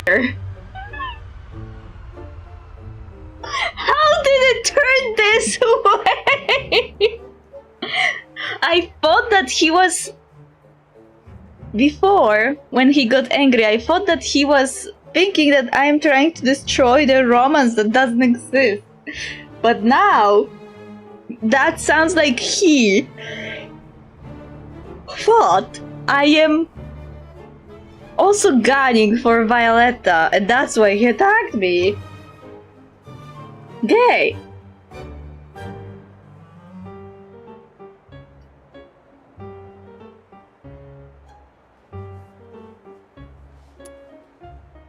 You have got it all wrong. Good. We don't need a third wheel.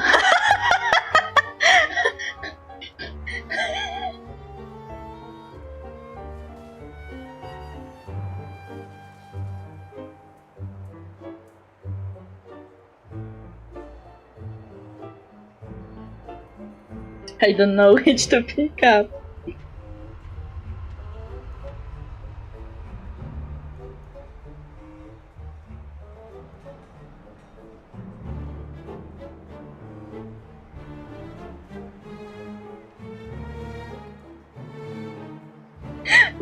It looks like both options give you points, but different type.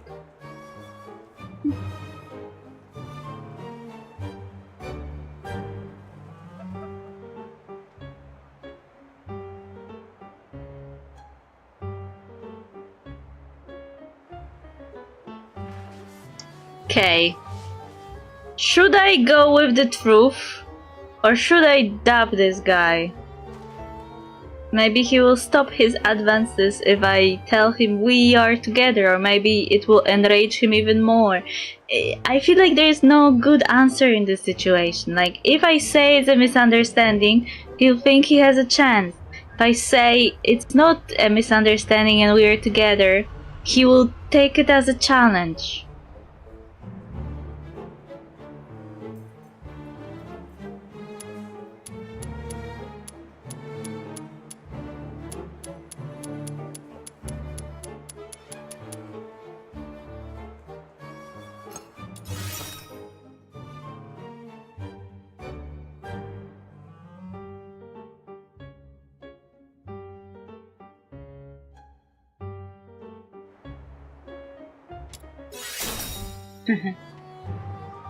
Say no more!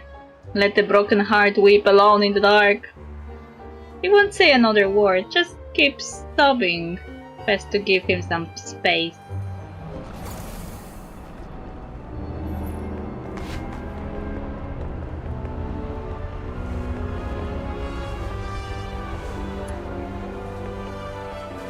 I picked some missions before I I hope it will finished the bring- storyline. But then I finished the storyline, and it looks like even more NPCs have missions now. So wherever I Where could he go, have gone off to? I keep meeting new NPC with mission.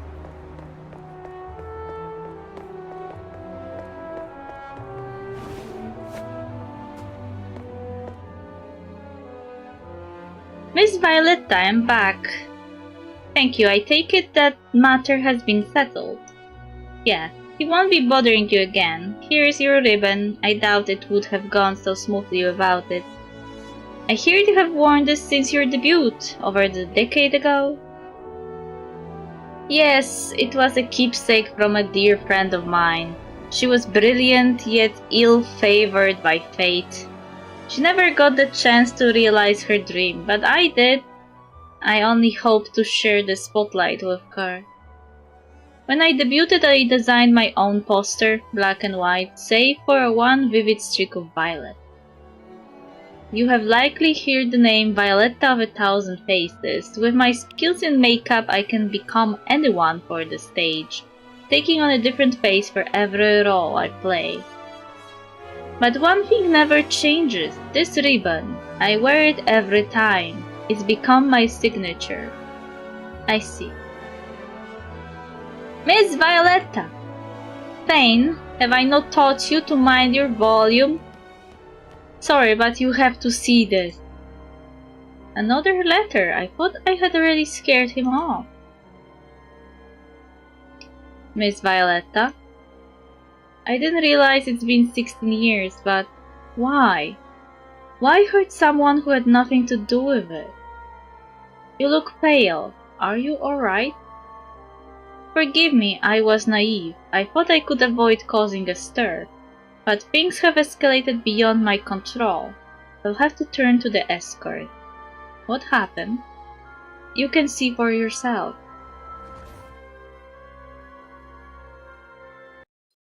Violetta, or should I say Miss E.R.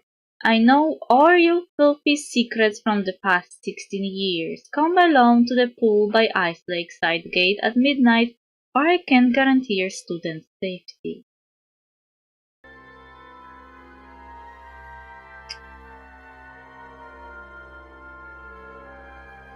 That sounds bad. So the earlier letters were just a smokescreen. I let my guard down. Forgive me, but I must go. Your part is done. Here's the reward, as promised. A kidnapping appears to be unfolding, though Violetta has decided to turn to the escort. Perhaps you should keep an eye. The city is scaring me. One of Violetta's students has been kidnapped. The ransom letter makes cryptic reference to events from 16 years ago.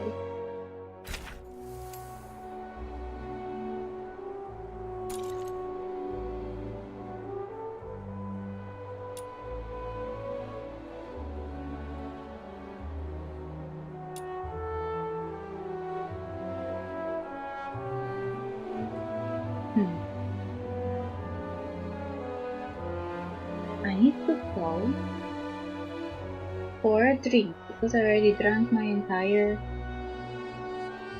glass.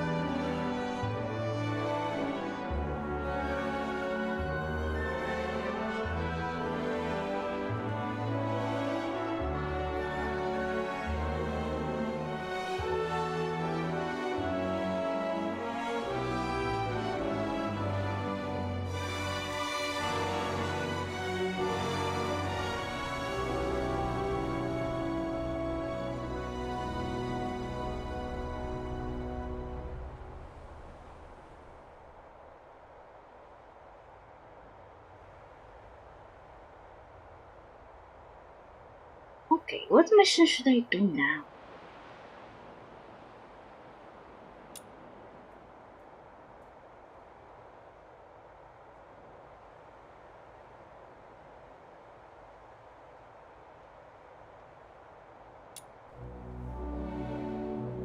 This Purgatory Island.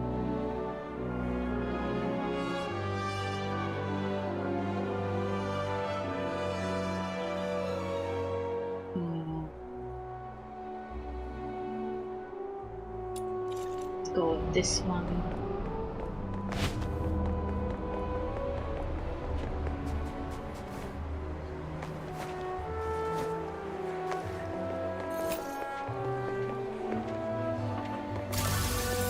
How boring.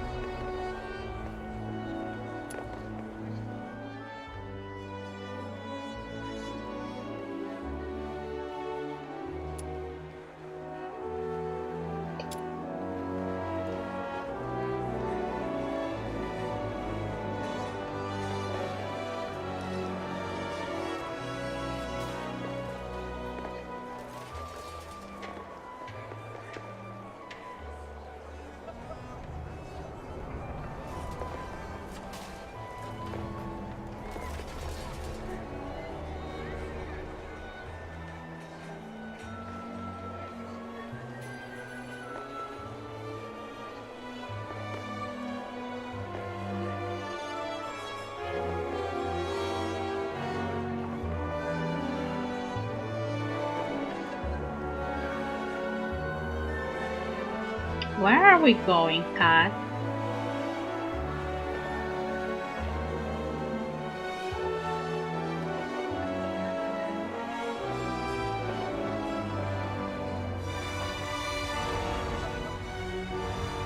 The cat circles around your feet, obviously happy and content. A warm sense of peace and joy fills your heart. Oh, okay. I guess. Another mission. The boy tugs anxiously at your sleeve. What's the matter? Uncle Donut is sick. It's really bad.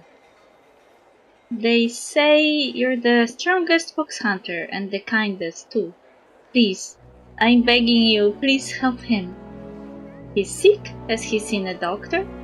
He has, but the doctor said it's already too late. I'll give you everything I have, and if that's not enough, I'll do anything, whatever it takes. Okay.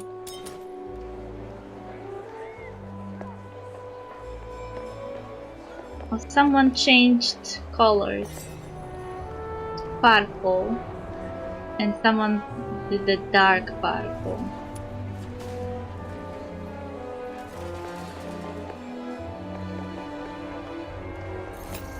Treasure the intel, never miss.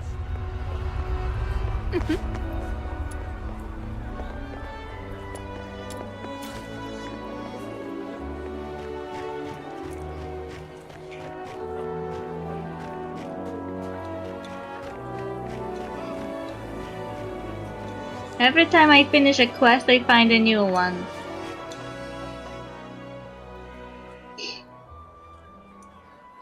Thank you, Miss Belinda. I feel a lot better. If this is the wish of Rob, then I will be brave and live on for his sake. May you find the strength to leave your sadness behind. We're always with you, kid. Belinda's hut is always open if you need anything. You can see tear marks on the Karan's face, but his eyes now glimmer with hope and a will to live. Belinda gives him a hug and he leaves with some hesitation. If every Charon could live as long as I... Greetings, I have seen you around before. Have you just arrived at Ice Lake? Is there anything you seek from this old lady? Emma has a message for you. Something came up and she can't meet you today, but she wanted you to have this. The doll, though crudely made, captures Belinda's essence. The old Karen lady's eyes light up with joy as she gently caresses the doll. I can feel the plaza's essence in this doll. Ah, my memory eludes me. It's Memorial Week, filled with all sorts of events. Thank you very much, young lady. She observes you silently for a long moment. You seem to be carrying a heavy burden. I smell the ocean's breeze and tides on you, and the lingering warmth in your palm. It is fading. Every moment you spend in this city is entwined in confusion and sorrow. You try to hide your pain, keeping your sorrows buried deep away from others. Pardon me for this intrusion, but have you recently lost someone dear? You are a Karen with special abilities? I don't believe in superstitions and I don't understand a word you say. Indeed, it is rare for Karens to reach my age. Though I am unsure how to ease your suffering, an old saying might provide some comfort. They don their boots to traverse as fate retracts her spindle. Doubt and uncertainty dost confound, but what is lost may come around.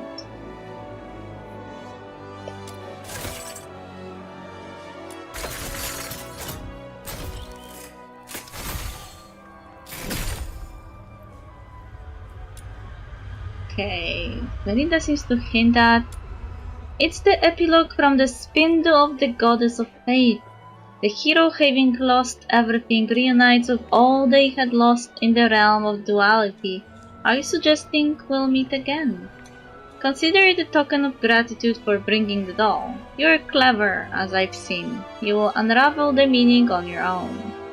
And one more thing, every soul who finds their way here gets a little gift from me.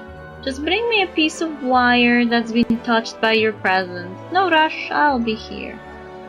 Touched by my presence? Not exactly sure what that means, but anything I've worn or handled should count, right? There should be plenty of scrap wire laying around in Glabon Pit. I'll try my luck there. If every Charon could live as long as I have, I wouldn't feel so alone.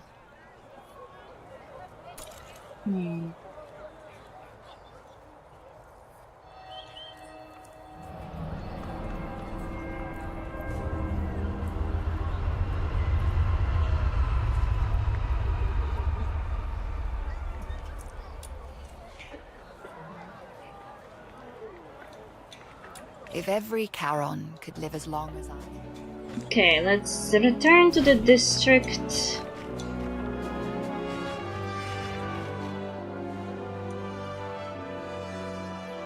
Oh wait, I accidentally triggered that mission with the boy. The boy knocks, no one answers. Huh? That's weird. He was home just a minute ago. An idea where he might have gone? Oh, right. Uncle Donut kept saying he wanted to go back to the pit. Something like Glen or Glam, I think. Glevon Pit? Yeah, that's it. Are you going there, miss? Can I come too?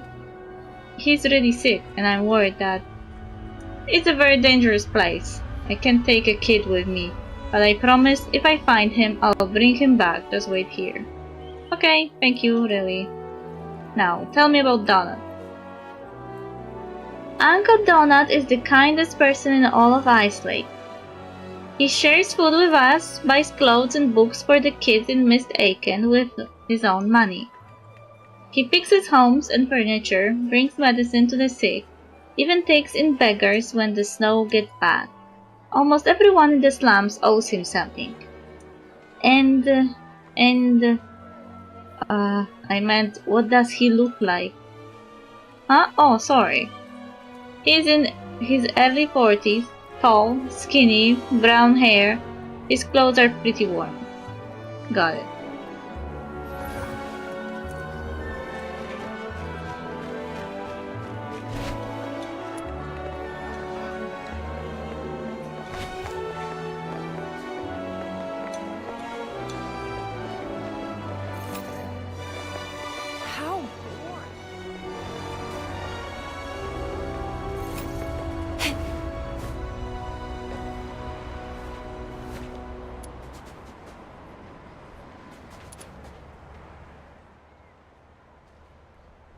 The girl stands at the corner with her head down. She looks very upset.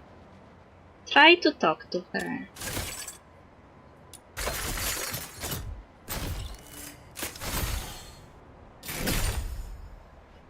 It's you! Where does your classmate? Yeah, I'm sorry. Really sorry. I messed up again. Were they picking on you? No, it's all my fault. I can't do anything right. Both my mom and my teachers say I'm stupid. My classmates are smart. They said that the reason I'm stupid is because I'm a Karen, and my parents hid my horns with magic. It's all my fault. I shouldn't have showed up among Solas. You know that is a blatant lie. It also brings up unpleasant memories of what happened to you and Berenica on Purgatorio Island. Those malicious acts may have been invited because of your weakness and differences, or perhaps they just happened. The perpetrators only wanted to vent their hatred and you were just unlucky. But this girl is more helpless than you. She didn't even have a friend like Berenica to share the pain. You did nothing wrong. Why bother playing with them? You should give them a thrashing. They lied, don't believe a word they said. Huh? They came up with a lie and made fun of you. But since they call you a demon, you might as well act like one. Let's go back and confront them. LOL.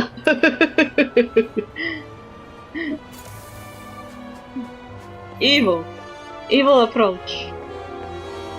They kick me, I kick them.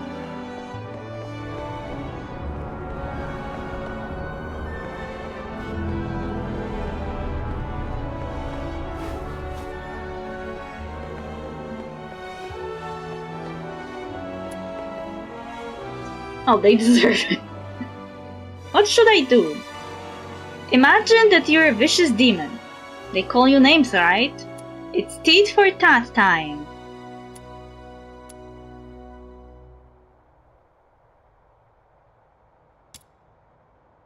Okay, I'll try. Look, she's back!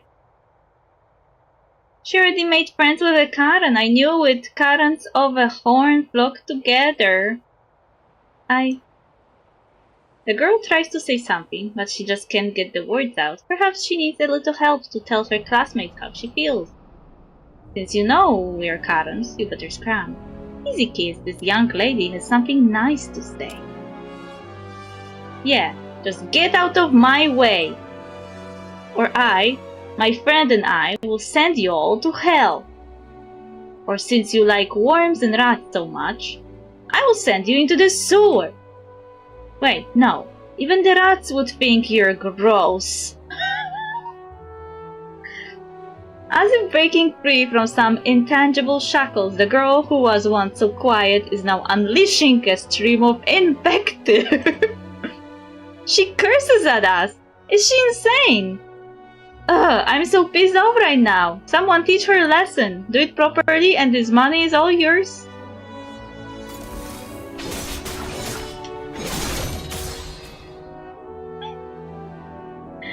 That white-haired demon is so strong!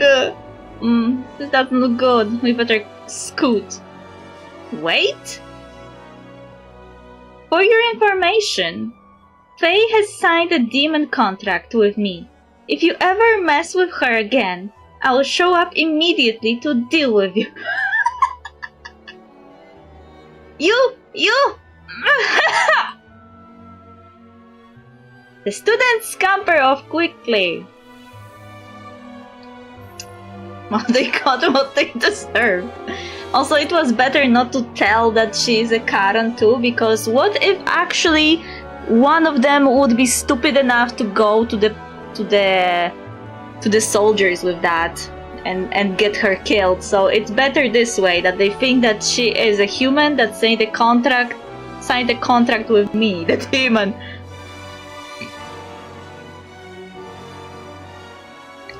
See? That's all they can do. Yeah. Thanks for helping me. You looked really cool throwing those punches. And you seem to be really good at spouting insults. Practice when you have the chance. You'll get better. You flatter me. The most important lesson is that you learn to stand up for yourself. Really? I just said the things that I had wanted to say, but couldn't. Thank you so much. I've never felt so relieved and happy in my life. You're welcome. Your classmates should leave you alone for a while. I'll walk you home. Here, this is my address. Come find me if they give you trouble again. I don't want to go home. I'm a Karen, and I want to stay with my people. Try to persuade Faye. There's literally no way I can lose this.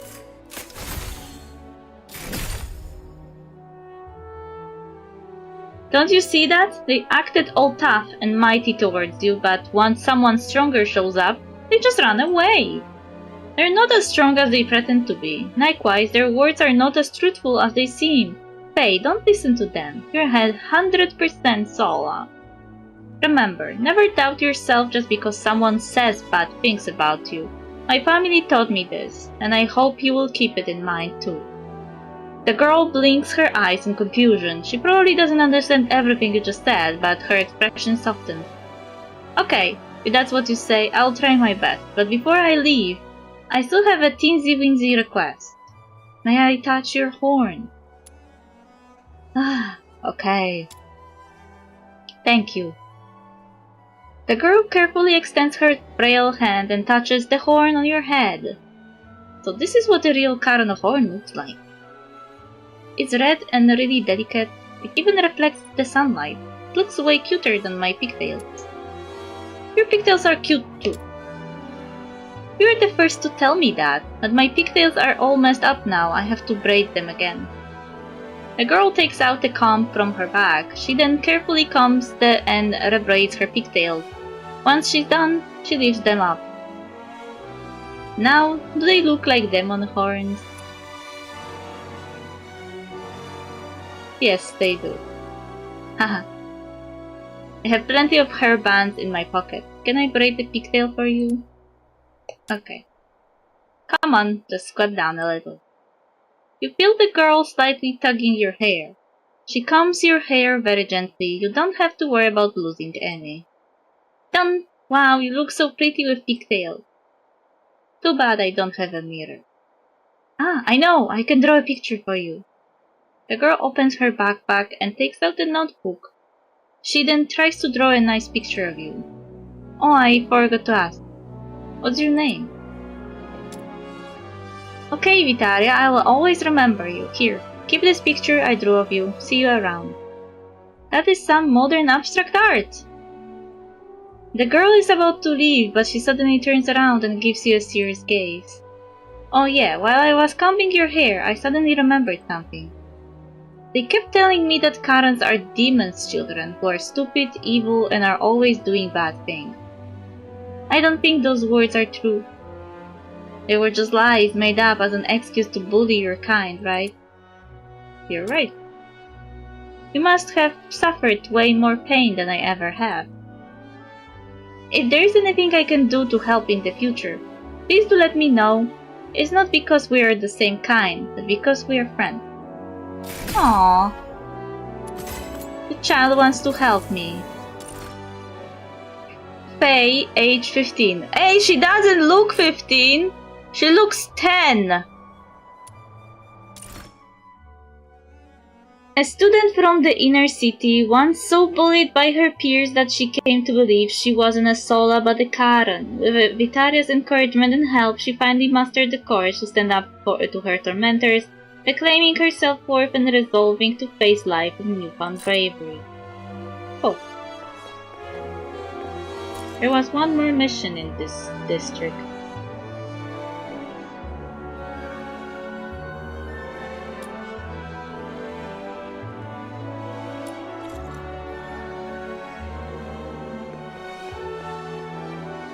And we have 2 missions in Glevenpit.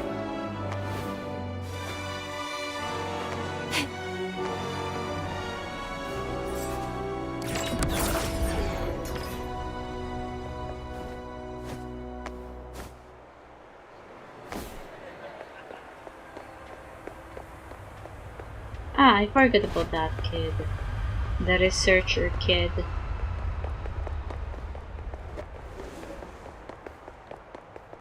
He wanted me to do a survey that had too many pages.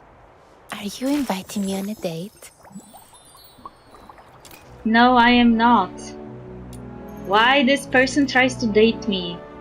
I don't even know her. I didn't even meet her in the story yet. And she keeps dating me, or trying to date me.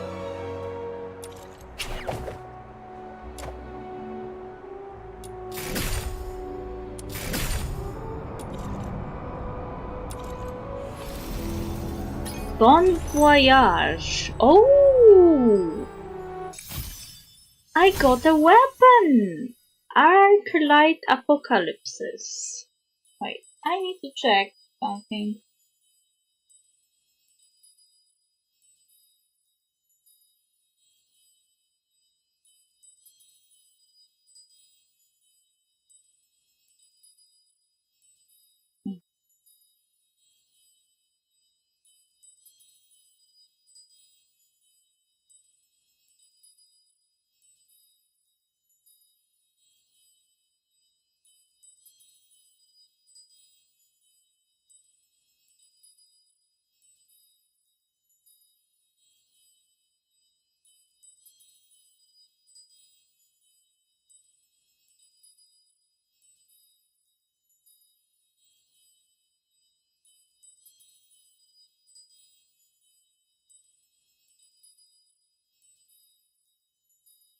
I think I saw this weapon on some point before. Ah, Tabiti uses this weapon. I think I knew it that I saw it on someone. Or Truffle can use this weapon.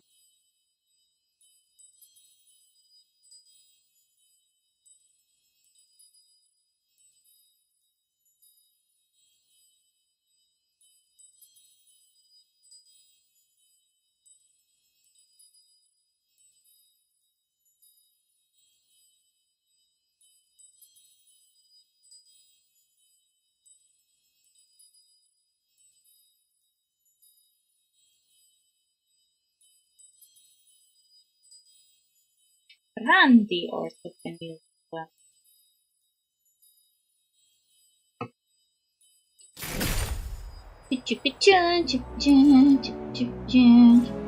Are you inviting me on a date? Not really. I don't think so. Wakey, wakey. Wakey, wakey. Are you inviting me on a date? No. She starts getting on my nerves. I swear to God.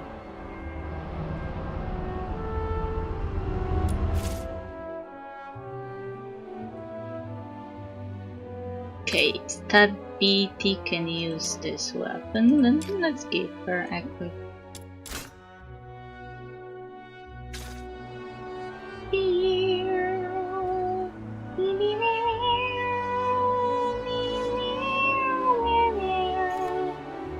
What is this?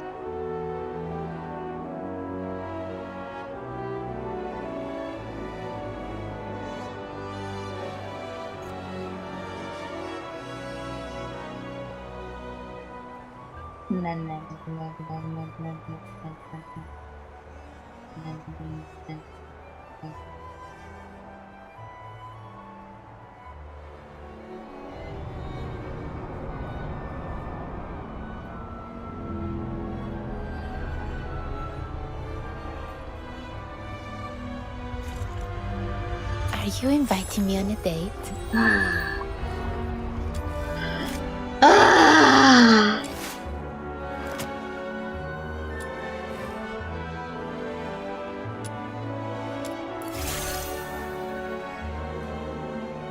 Is this a reward for my overwhelming love?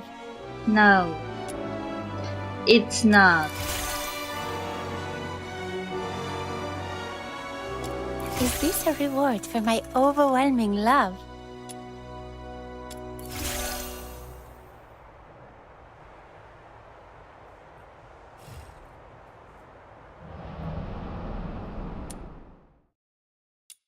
She's fighting for the god of love.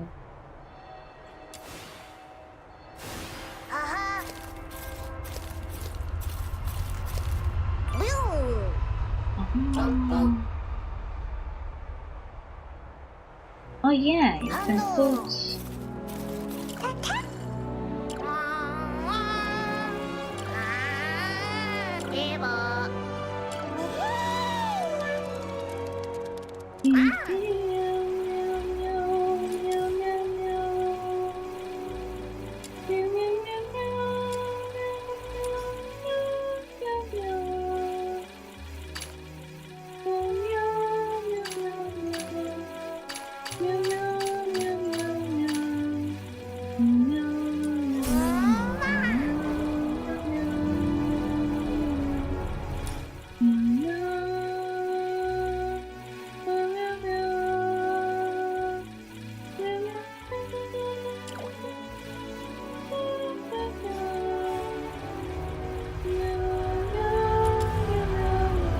So you have to have a few of the same type, yes?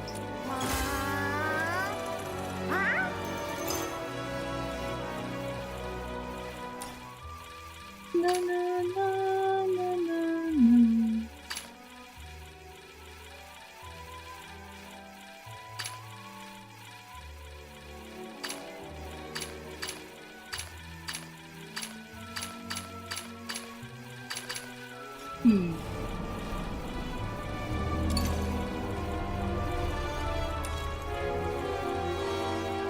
Auto pickup range, helix leap, dodge, defense, max HP, quick crack mechanism. I don't know.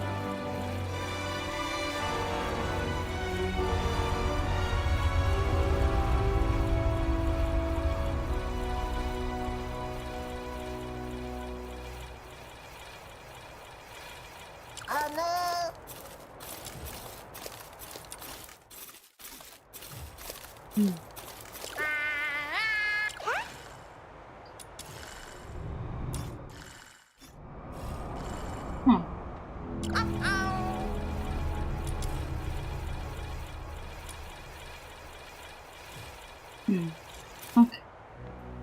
Talk to this guy. Wait, one more thing.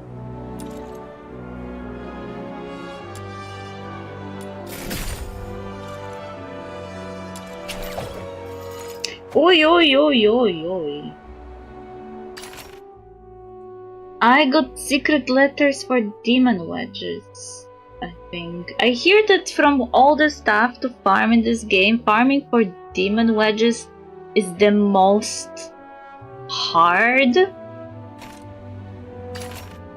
They don't want to drop, I guess.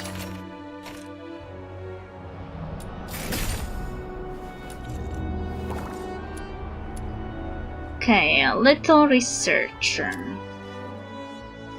Alright, listen up. First question.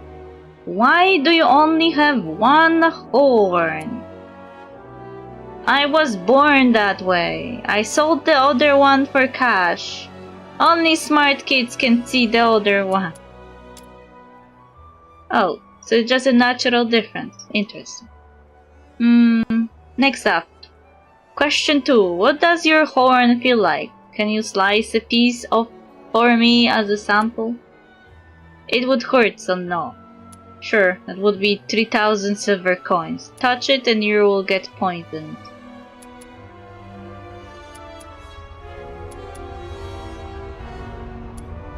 I feel like I should respond something to protect myself, like, you'll get poisoned, don't touch it.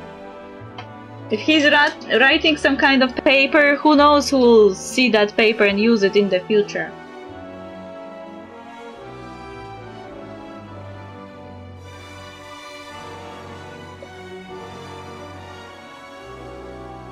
At the same time, though, if I say it's poisoning, maybe they will decide that they want to harvest it.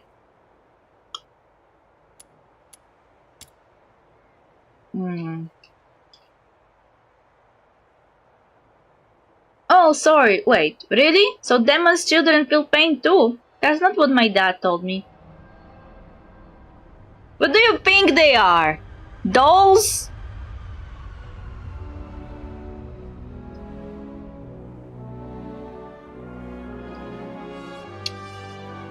Speaking of which, what do your mom and dad look like? As demons' children, they must look super scary, right? Like monsters who could swallow a person whole. Just ordinary Karen folk, I think? No idea, never met them. They're fairies. Oh, that's kinda boring. A few years back, I met this really nice Karen gentleman. He told me he was a fairy. He was in a rush to meet someone, so I didn't get to ask much more. But he was the first person who ever gave me a different answer about where Karens come from. I've always wondered about it since, but I never saw him again. Everyone seems to have a different answer for question 3. Looks like I'll need lots more samples. Next up, question 4. I'm gonna stop you right there. Your questions are making me uncomfortable. I'm done. Actually, I just remembered I've got somewhere to be. More questions? That will cost you extra. Jesus.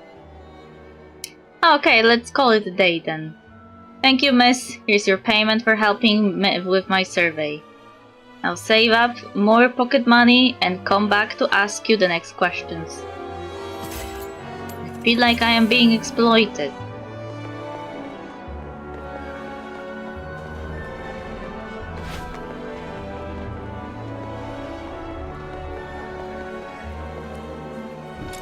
Why is he suddenly in the slums? What are you doing here? Do you want to drown? Where did all the rats go? The boy cranes his neck, peering curiously into the dark mouth of the sewer. Greet him. Hey, fancy running into you again, Miss Sibyl. Why do you have time to hang around? Mom says most Karens spend all day and night slaving away in factories. I am a fox hunter. Oh, my classmates told me about that. They said fox hunters are idiots who will do anything for a handful of coin. But that's what they say. Can you tell me what it's really like? Show him your battle scars. Show him the money you earned. Flash your weapon and try to look menacing. Whoa, so it's really dangerous work, huh? I would love to see what the fox hunter workday is really like. Ah, I've got an idea. I'm planning to run a field study on the sewer's ecosystem. Would you come with me? Think of it like a commission. I'll pay you properly, I promise. Yay, let's go. Wait, I didn't agree! You know, people always say rats are nasty little creatures, but honestly, I think they're really interesting. Once right here I spotted this huge, impressive looking rat. It reminded me of the rat warrior from those old legends.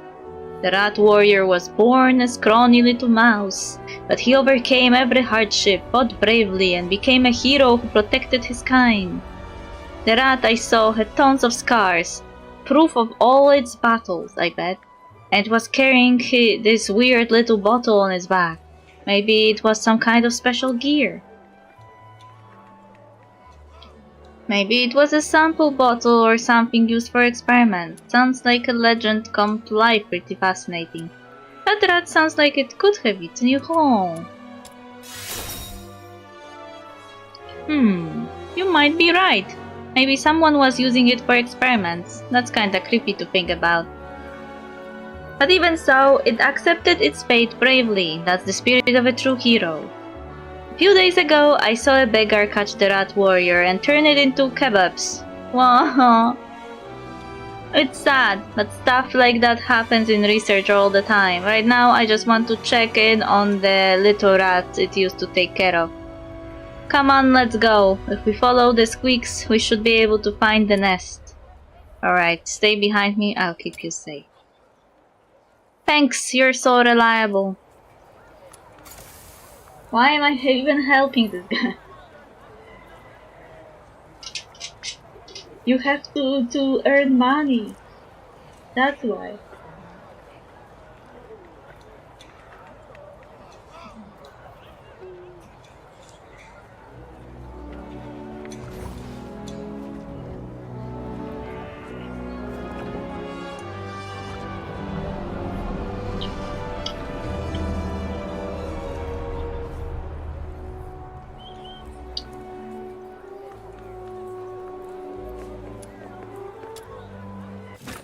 Well, I guess we're going to the sewer. Again.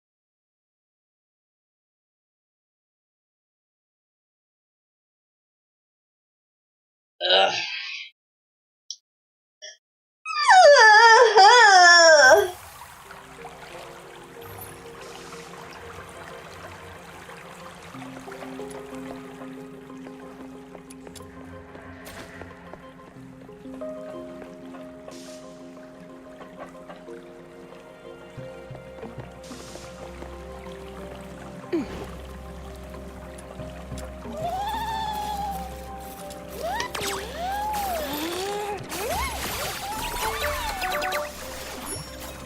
Oh, this one is cute. Shiny Lumi. I found a shiny! It's almost like Pokemon. Ah, fuck.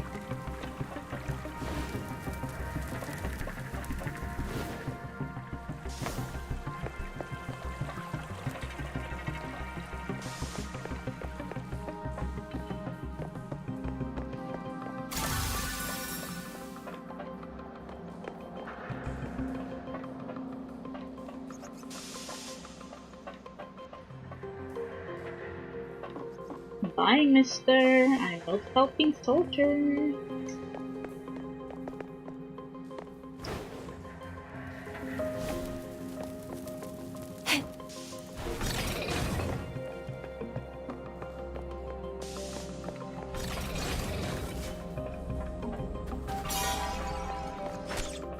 Ow. You assholes.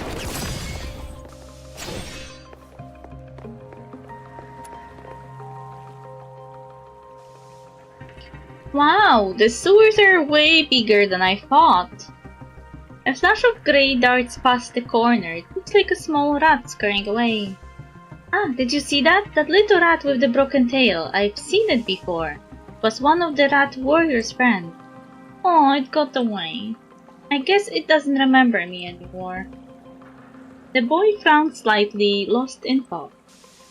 Miss Sibyl, do you think animals have feelings? I really want to figure it out, but I don't speak their language. They have feelings if you believe they do. Feelings aren't only shared through words. You can tell a lot just by watching what they do. Yay! The game is supporting animals have feelings agenda! You know, people say that animals don't have feelings, and that's stupid. Like, people who, for example, prefer dogs over cats say that dogs are affectionate and cats are not. Which is not true, because cats are affectionate in their own way. Like, even if the cat doesn't come to you, when they sit with you in the same room, they want to spend time with you. That's why they are sitting in the same room. And when they sit in different room, this means they want some distance, some peace and quiet. Or maybe they're sad because, like, if the cat gets attached to someone in the house and that person is often out because they're in work or something, the cat may get sad and may sit in one place, waiting for the human. Or may start getting to scratch furniture when the human leaves, you know, like a form of coping with anxiety, you know, like when you're a small child and you get anxious when you get separated with your parent, kind of thing. So the cat may start scratching things to deal with this emotion.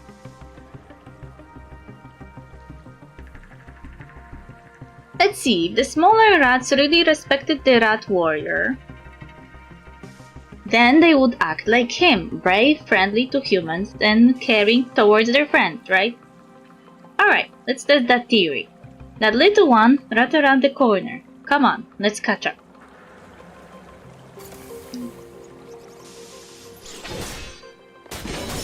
I just killed the rat. Doesn't count as me being evil.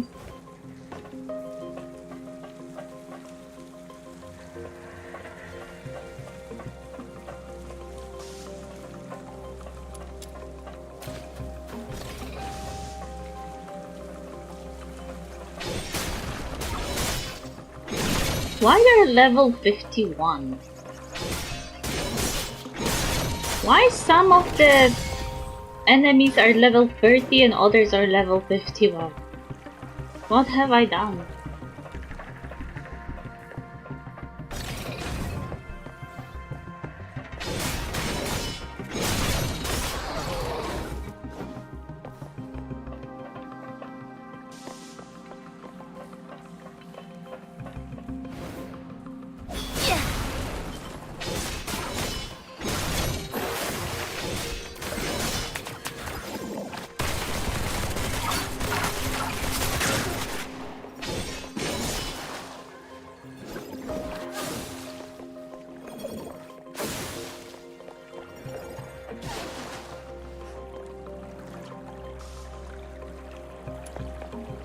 Oh. Oh.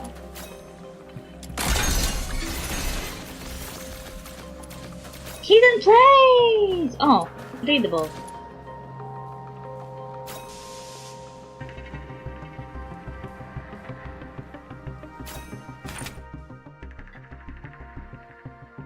A warning from a wall crack. Address the issue and provide the solution, then you will find what you deeply desire. Otherwise, you might end up like these filtoids. Okay, I guess.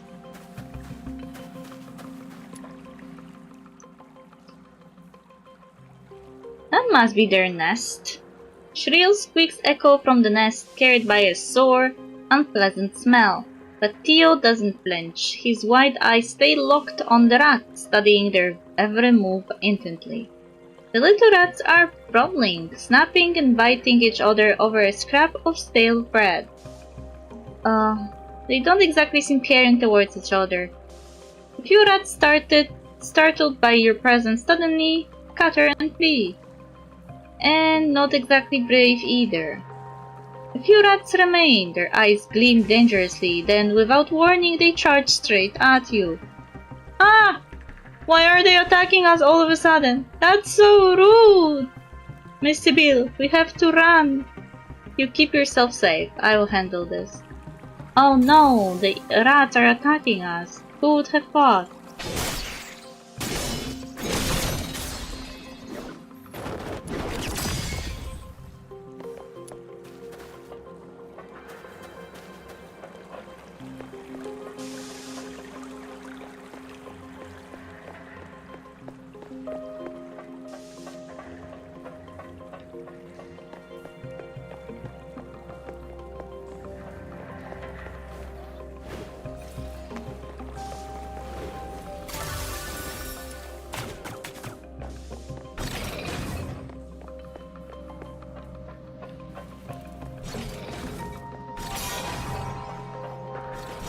Aww.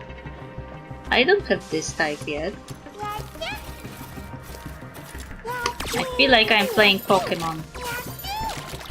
Oh no, I failed.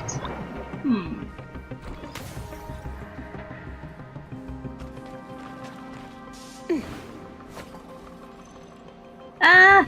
Ah! Ah! Ah! Another Pokemon.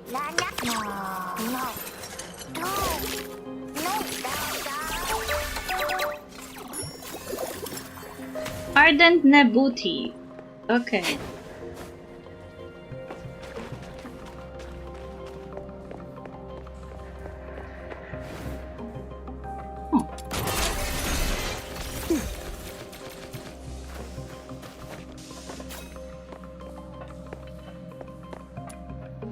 Daten, what are you doing here?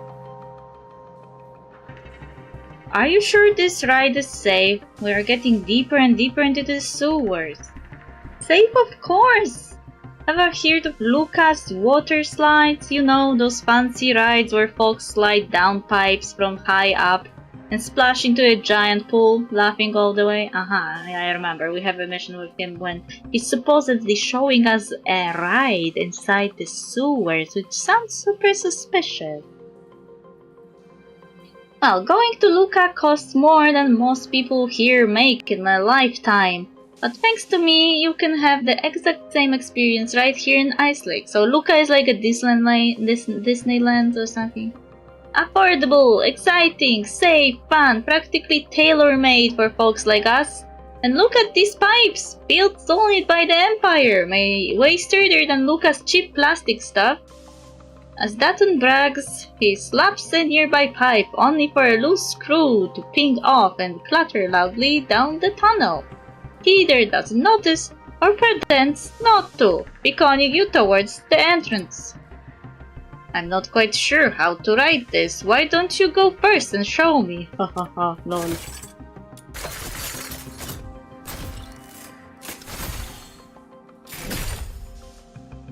Alright, I will show you, but you gotta promise to spread the word for me when you get back to Miss Aiken, yeah? With that, Datun squeezes himself into the pipe. The metal groans and cracks under his weight. Once he is wedged in, he gives the pipe a good smack and shouts back out to you. Tell you what, you're gonna regret not going first. It's spotless in here and smells nice. Although the exit is just up ahead, I'm off. See you at the bottom. Why do I have a feeling that it's not nice and not smelling great?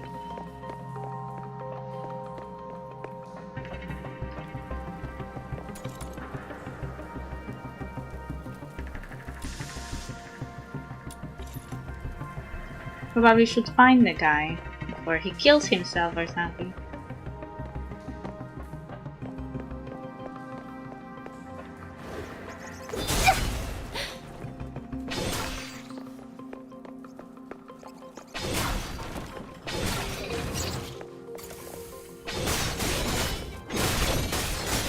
Why they're level 60? What have I done? Come closer.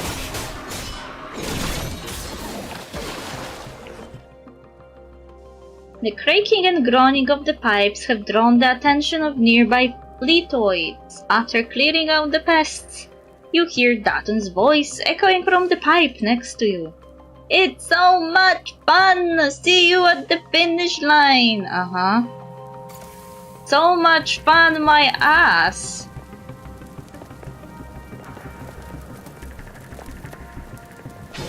Why there's no interaction with this?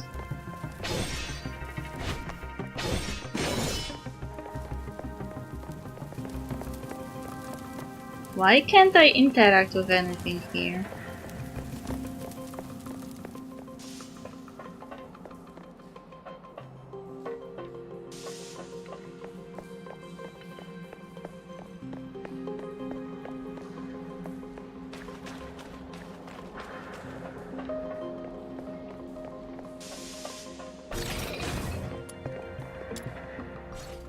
The finish line turns out to be little more than a puddle of murky water. Pressing your ear to the pipe, you can still make out the faint metallic groaning fading into the distance. It's clear Datun has completely overshot the exit. Okay, he went farther than he thought he would.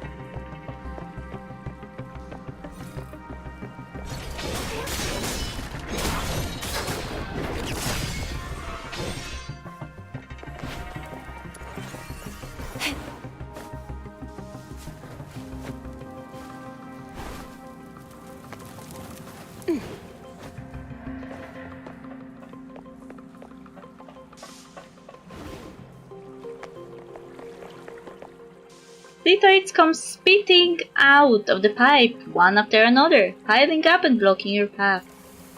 Thanks, I guess. No violent contact. Rot in the sweet aroma.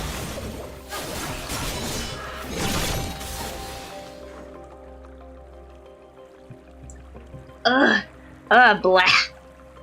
Pale and crumpled on the ground, Dutton is heaving and retching uncontrollably. Clearly the sewer slide wasn't quite as safe or fun as he had made it out to be. You okay? I didn't quite catch how you finished the ride. Mind showing me again? Can't! Need a minute! Here's your reward! I'm out of here.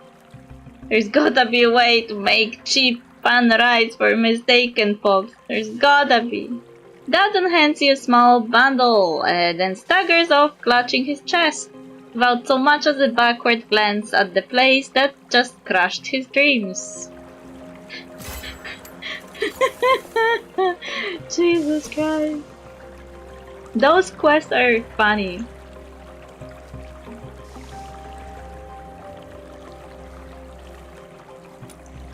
Still need to meet with Theo.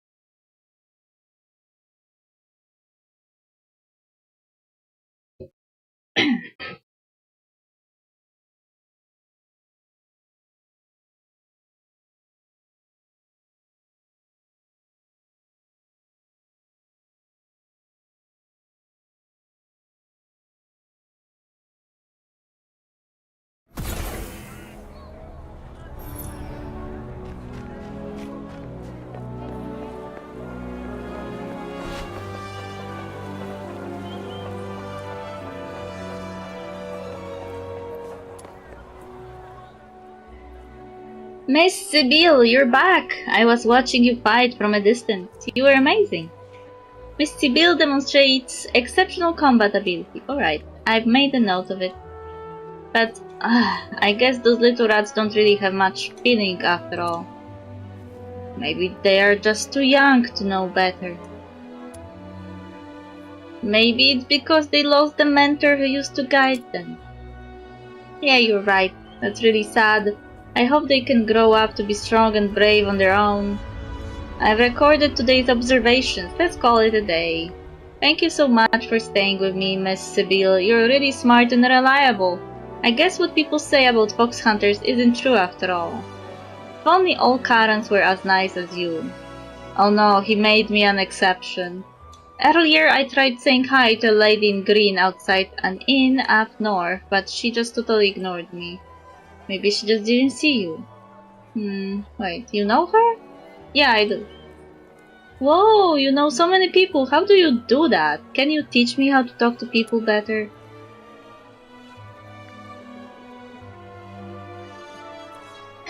Talk to lots of different people, you will get better with practice. When words don't cut it, use your fists. Theo scribbles in his notebook. Miss Sibyl's communication tip. Talk to lots of people and learn from each conversation. Got it, I've made notes. Suddenly, you hear hurried footsteps. A well-dressed woman storms over, anger flashing across her face. Theo! Where have you been this time? And just look at you. You're filthy! Oh, hey, Mom. We were just studying the rats in the sewer. What? Why would you waste your time on disgusting creatures like that? Always fooling around with weird nonsense, but when it comes to sitting in class and learning properly, not interest at all. This kid is going to be the death of me. After giving her boy a thorough scolding, the woman finally notices you. Her eyes narrow and she quickly yanks Theo behind her, shielding him protectively. And who are you? You're the one who has been filling my boy's head with nonsense, aren't you? Please don't throw accusations around without any proof. Bingo, it's me, you're welcome. Since when do Karons deserve the benefit of the doubt? Theo, how many times have I told you, stay away from Karons. Nothing good ever comes from them. She grabs Theo by the arm and drags him away. But just before they disappear around the corner, Theo looks back at you, he mouths, see you next time, and tosses a small bundle your way. That mother doesn't sound like a good mother at all. Lady, if you are wondering why your kid is bored in class, it's because he is most likely autistic and he is interested in weird shit because that's what autism does. You think I cared about my lessons at school? I only cared about the ones that seemed interesting to me. Everything else could have disappeared.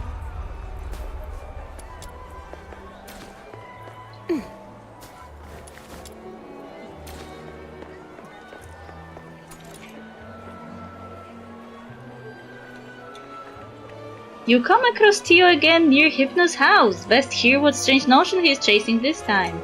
Wow, that kid is all over the place. How boring.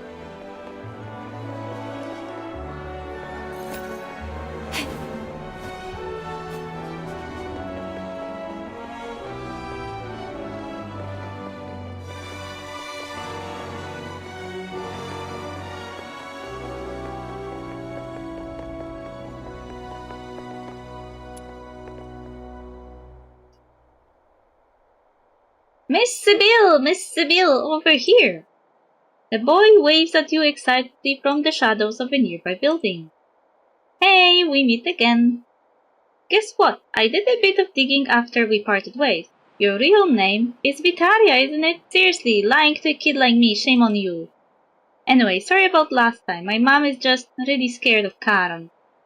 When we got home, she wouldn't stop going on and on. Karens are lazy by nature, born criminals, dangerous and untrustworthy.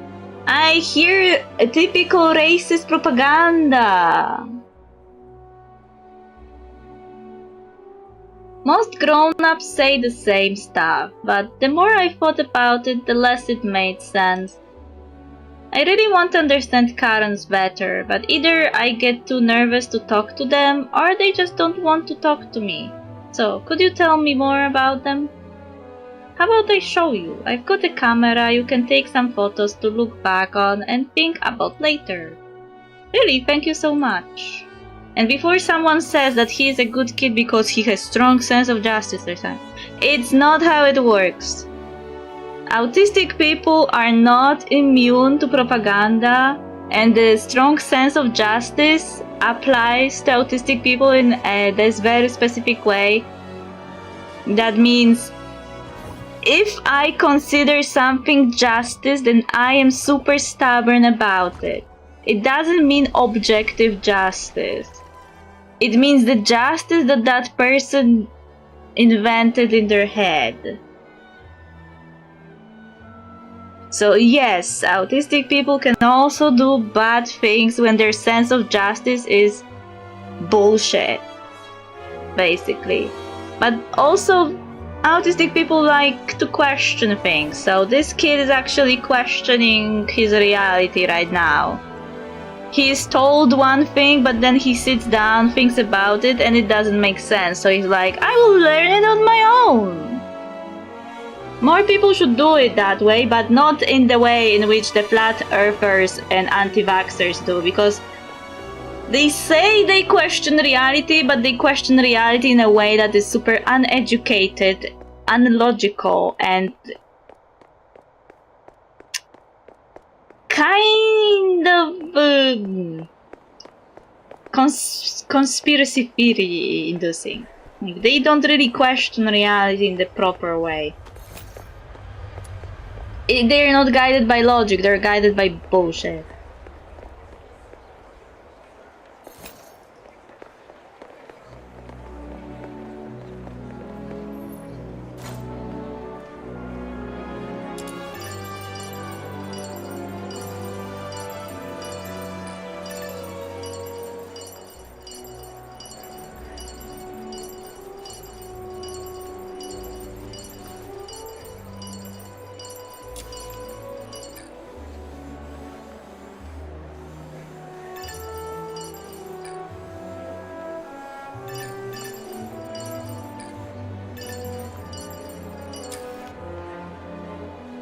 Oh, portrait camera. Default camera. First person camera.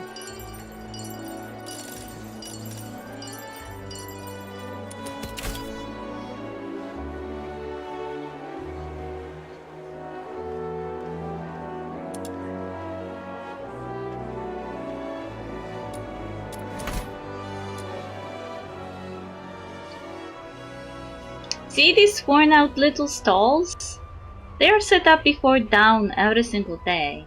That's how most Karens make a living. If you get to know them, they might even give you a little discount. They look tired, and everyone seems to be working really hard. See, he is questioning reality in the proper way.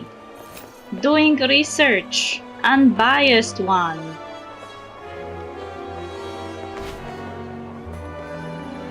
Treasure the intel.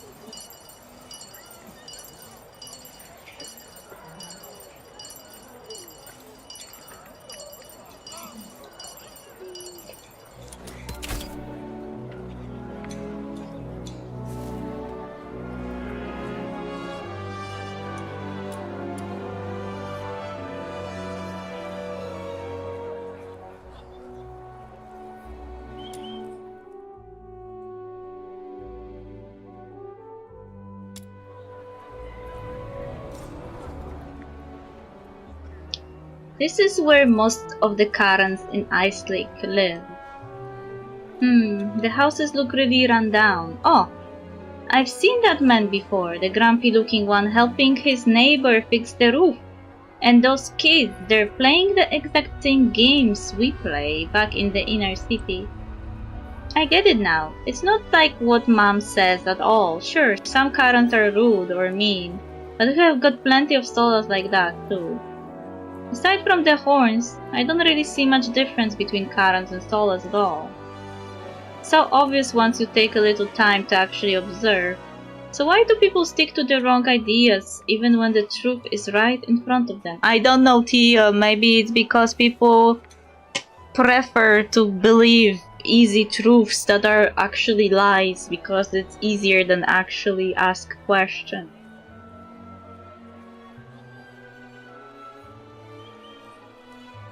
And because they are bigoted, I guess.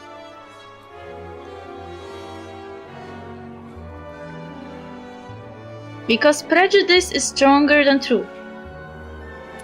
Maybe they choose to turn a blind eye to it. Is that so? Wow, the world is even more complicated than I thought. I guess there are some problems even research can solve. Well, I will think about all that later. Now, since you have brought your camera, let's go snap some photos of that pretty house up north too. What was it called again? Hypno's house? Yeah, see you there. Why are we going back there, though?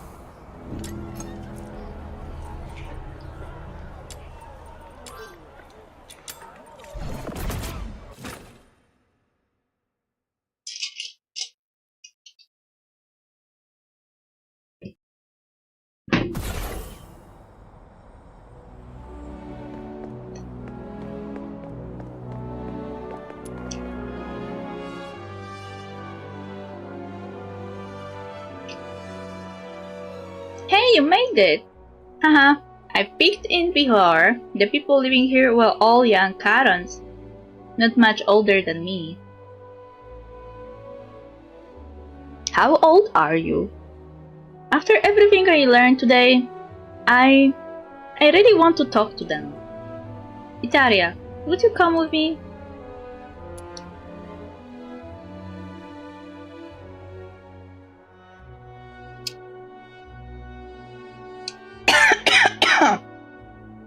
Now I don't know what I should do.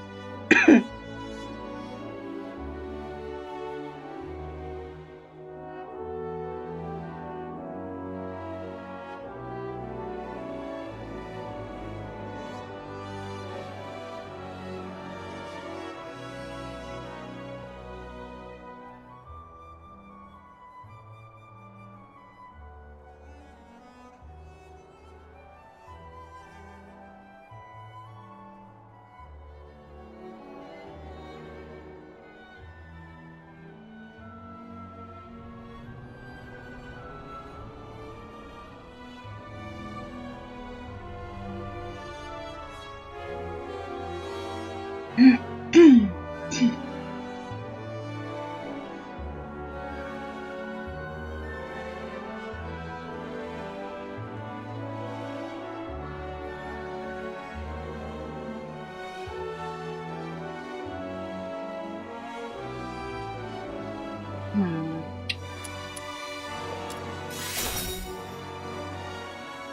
They might not be able to talk right now. Huh? Oh, okay. Can I at least knock? Maybe they just happen to have some free time. Actually, there is no one left inside. The house is empty now. Huh? But I saw them not long ago. There were loads of older kids in the house. They moved away. Oh, when will they be back? I will think about what I wanna ask while I wait. I've got tons of questions for that lady in green. And that scary grumpy man. Oh, maybe I'll skip him? They are not coming back. What? Why not? Did the soldiers kick them out? Or maybe they moved to another city? That's good though, right? To move somewhere warmer, with more interesting things to study? Wait. Are you crying? Oh, hey, it's okay. There, don't cry. I am fine, it's just the owner of the inn, Henrik, he was a really good doctor. He left here with his assistant. They went south to find a cure for a terrible disease because he wanted to help a lot of people. A terrible disease? What kind of disease? It's called the deterioration. It's a sickness that only affects Karans. There is no cure yet, and it brings a lot of pain to a lot of people. No cure? Really? But the doctor lady I know once told me there are loads of brilliant alchemists in the Alchemy Academy, and they are always working on cures for all kinds of illnesses Solas get. Theo trails off after saying Solas get, as if something dawns on him. So, those alchemists, they're not going to help Karans. But that's not right. How can they just turn their backs on them? Karan or Sola, everyone suffers when they get sick. Maybe not here, but somewhere out there, I believe someone is doing the best they can to help. I've made up my mind. Maybe research can change how people think, but it can help find a cure for that disease, right? I want to help cure it too, just like the doctor you told me about. I'll study hard and save lots and lots of people. The Alchemy Academy already has tons of alchemists working to help Solas, but I, Theo, will be the first alchemist who helps Karans.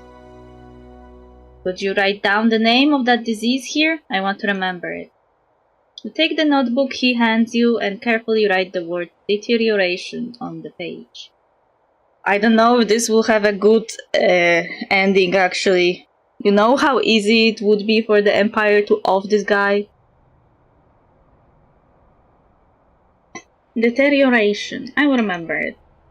Thank you, Vitaria, for telling me all this. I've learned so much today. Let's both keep working hard. You're already amazing. I bet you will become the greatest fox hunter in all of Ice Lake. And then everyone will see that Karans can be incredible too. Deal. Deal. The boy waves goodbye, his smile still full of childlike simplicity, but this time there's a new glimmer of determination shining through. I am scared for his future. What if Empire decides to kill him because he is studying a topic they don't want him to study?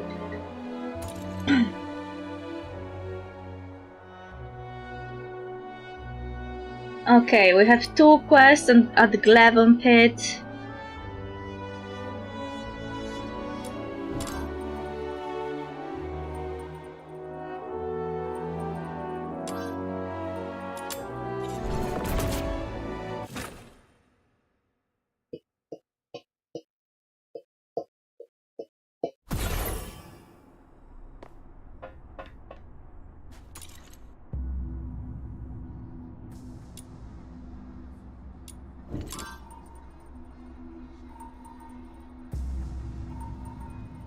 Why this one is here?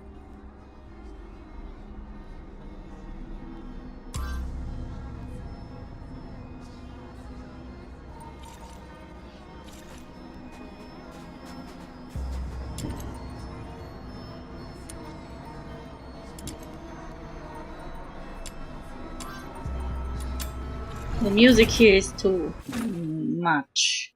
Sounds like a horror movie or something.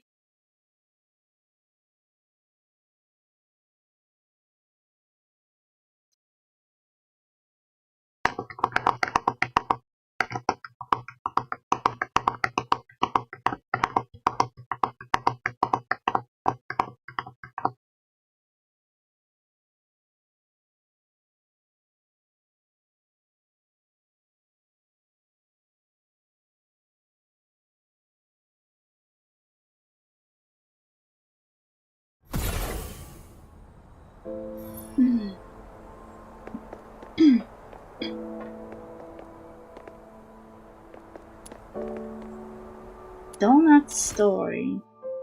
In stark contrast to his ordinary life as a fisherman, Donut is known throughout Ice Lake as a man of exceptional kindness.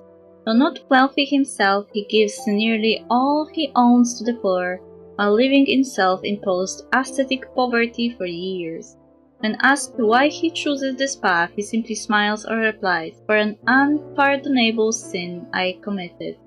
The nature of his sin, however, remains his secret alone.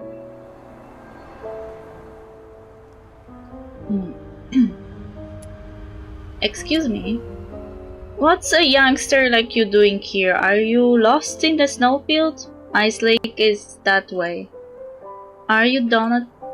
You are? A child asked me to find you. Ah, Lars, was it? That boy is a warrior. I just wanted to revisit this old pit. I remember it swarming with monsters, no way to get near. Then I hear the skilled fox hunter had cleared them out, so I figured it was safe enough to come back. That was me.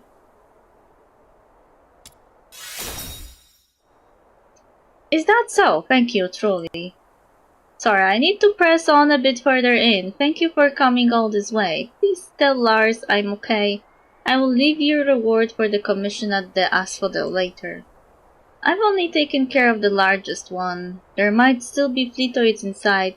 You're not in any shape to explore alone. Where were you headed? Let me walk with you. You would do that?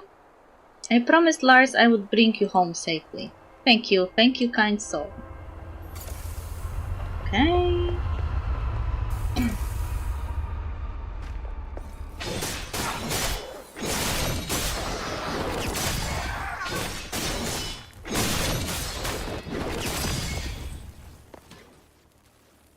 Thank you, young one.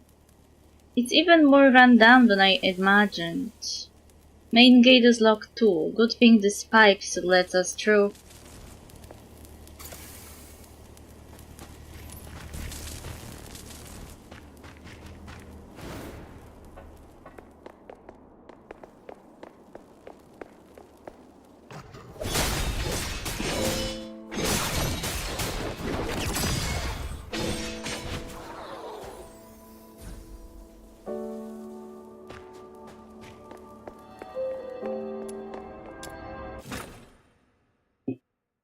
Enter Clappumpet, enter Clappumpet, and we're going down, down, down.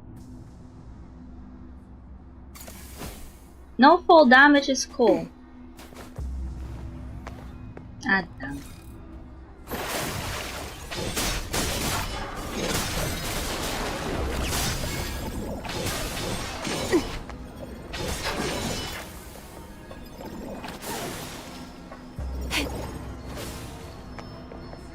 You alright? Fine, let's keep moving. The place I'm looking for. You seem to know this place well. Oh, I walk this path every day.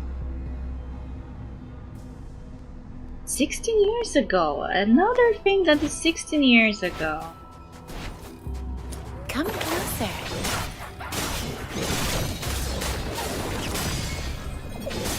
Yeah.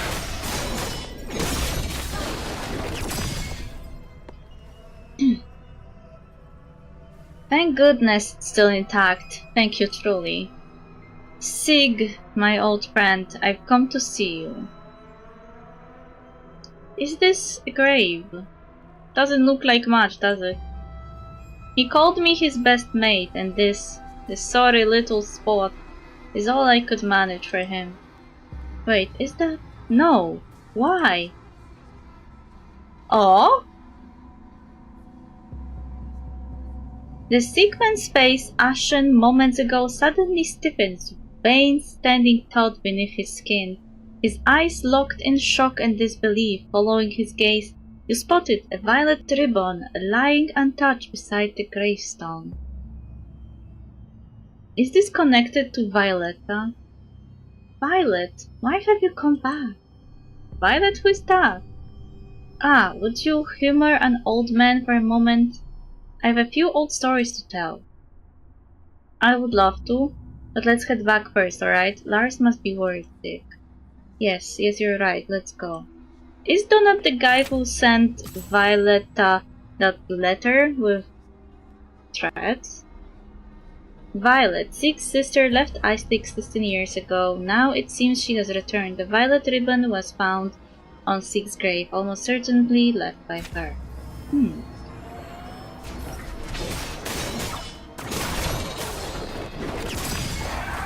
Cold-blooded!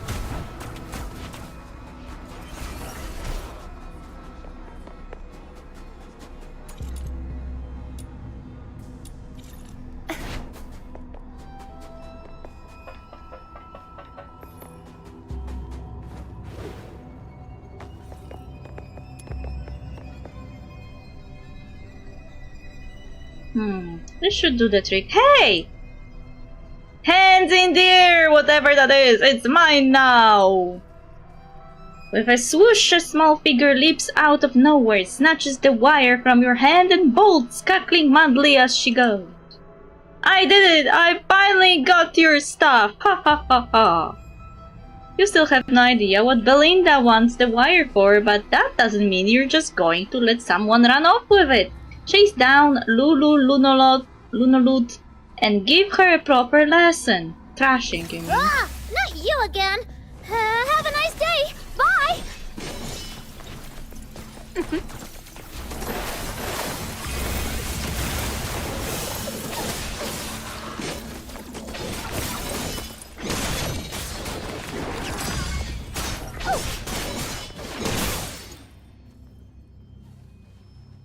Wee! Just a dumb piece of scrap metal. Did you really have to smack me that hard for that?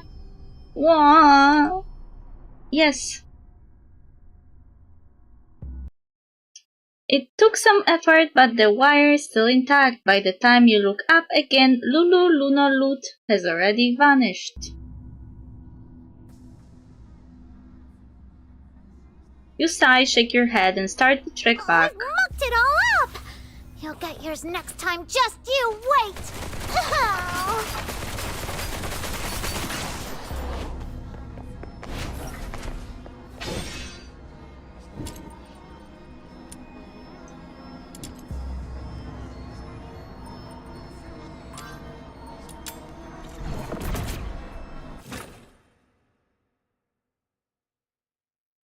I don't like the sound in that pit.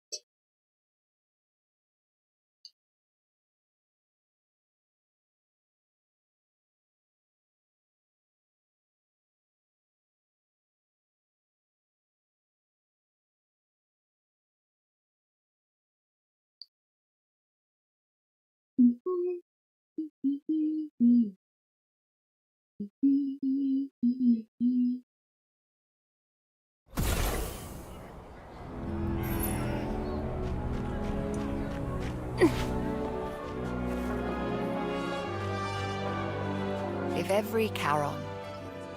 Belinda takes the wires from you and crafts it into a girl's silhouette. You can see that the handicraft resembles Veronica.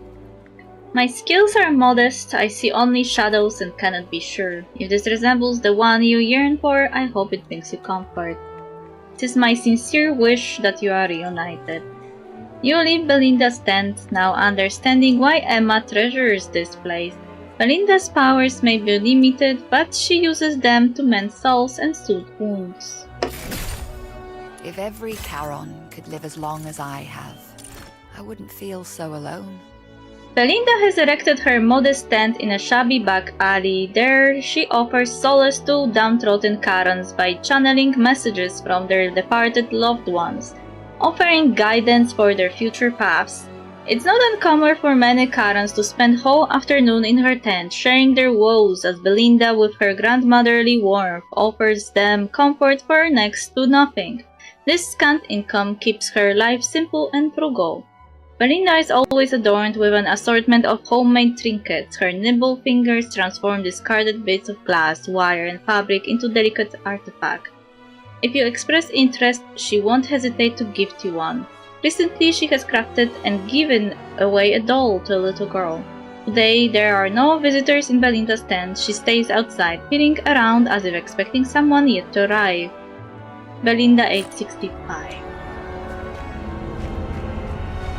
Okay, where is that guy? Donut.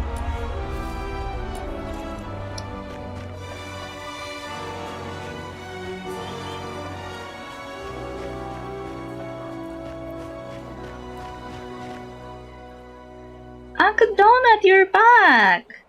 Sorry, lad, made you worry again. You're coughing again. Come on, let me take you to a doctor. No, no need. This is what I deserve. No cure is going to fix it. Don't say that, Uncle Donut. Remember that winter when I had to sleep next to the factory vents just to stay warm? You were freezing too, and still gave me the only padded coat you had. Everyone around here knows what a good person you are. So why do you keep saying you deserve this? It's just not true. Does this have to do with the old stories you wanted to tell? 16 years back. Like every other dreary chapter of my life, the years I spent as a miner weren't good, but they weren't the worst either. Long days of grind, just enough to wear you down, just enough to put bread on the table. Looking back, even though the big wigs never treated us fairly, those might have been the least troubled days I ever had. But my friend Sig, he wasn't so lucky. His little sister Violet, the only family he had, fell ill, only 18, that girl. And just when you think things can't get worse, they usually do. Foxine from Glevenpit grew scarcer by the day, and so did our wages. White bread became dust-stained bread, then even that was bulked with husks and sawdust. For Sig barely making ends meet, Violet falling ill was like hearing her death sentence out loud. I still remember that dawn. Sig scrounged up cheap liquor from the lads, and we sat on the stone outside the pit, knocking them back one bottle at a time.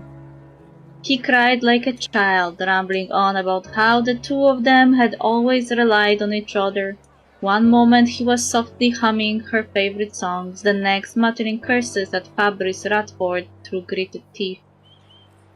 Who is that?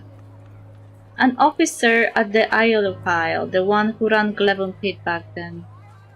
I remember clapping him on the shoulder and saying, "What good does cursing him do?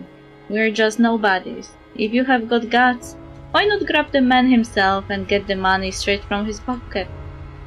16 years on, I still ask myself, if I hadn't been drunk and mouthing off like that, would any of this have happened? You mean Sig actually did it? Yes, one day he quit the mine without a word. When I went to his house to check on him, both he and Violet were gone. I thought he had taken her elsewhere for treatment, until a week later I received a letter from Violet. Sig and I were close back then, but I hardly knew his sister. She was always bedridden. She spent her last coins getting that letter delivered to the mine via a passing fox hunter. She said Sig had kidnapped Officer Radford's daughter, demanding ransom. She begged me to stop him before it was too late. He was holding the girl in an old house on the outskirts. When I found him, he was stunned, but he owned up to it. My drunken rant that night opened the door to a nightmare. I was consumed by regret. I wanted to stop him, I truly did, but when I saw Violet so frail she could barely speak, I hesitated. He begged me to pretend nothing had happened. But the investigation was tightening, and the fear, it shook me to my bones. In the end, You turned them in? I shouldn't have. I never should have. What happened after that? The officer came himself, leading the arrest. During the struggle, Sig accidentally set the house on fire. I rushed in trying to save them, but in the chaos I only managed to get Violet out. Her face was black with soot. Only her tears had carved two pale trails down her cheeks. I was terrified she would be punished for her brother's crime, so I hid her in a water bottle, hoping the Legion wouldn't find her. In the end, Sig was caught, and the officer's daughter, all they found was her charred remains in the rubble. The officer was enraged. He didn't even wait for a trial, he executed Sig with his own hands. As for Violet, I gave her all the bounty money and smuggled her out of Ice Lake, praying she would get away from all this. I still remember her face when she left, worn thin by sickness, but her eyes were burning with fury. She was wearing this violet ribbon that day. She said she would leave Ice Lake for good, said she never wanted to see me again. And who could blame her? I was the drunk who doomed a friend, and the coward whose fear cost two innocent lives. Why would anyone want to see me again? Yes, we all have to live with the consequences of our actions. It wasn't your fault. You couldn't have known how it would end.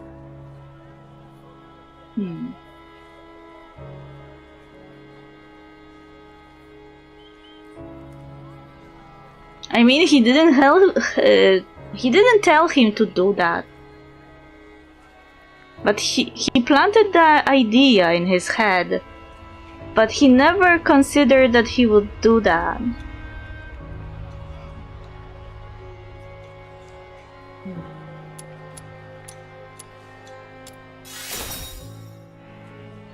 You're right. After that, I got really sick, and I started doing what I could to help others, trying to make things right. I thought maybe each good deed could chip away at my sins. But still, I see Sig in my dreams, glaring at me in rage. I hear poor Enola screaming as the fire takes her. They say no kindness to the living will ever buy forgiveness from the dead. Violet, is that why you came back to Ice Lake? Because you still can't forgive me, just like I never could?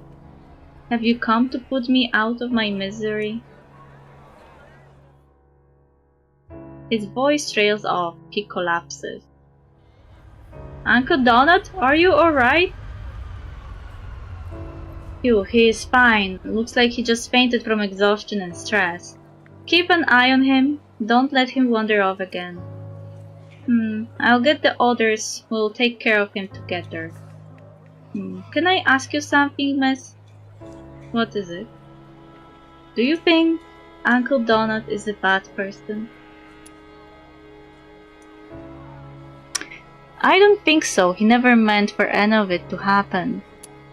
2 lives were lost because of him. That's not something you can take back. He has spent years trying to atone. That has to count for something. You know him better than I do. Trust what you have seen and how you feel. I can speak for you.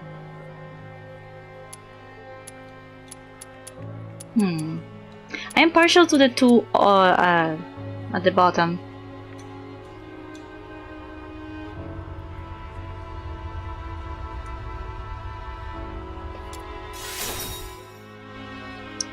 So that's what you think, I see. Thank you, miss. This is for you. I saved it up for a long time. That violet ribbon, it must have been left by Violet at Sig's grave. 16 years, she had been in her 30s by now. Has she really returned? Maybe I should ask around when I get the chance. We already know who that is. 16 years ago, Donut's friend Sig orchestrated the kidnapping. The victim, Enola, died unexpectedly during the incident. Sig was sentenced to death. Wait.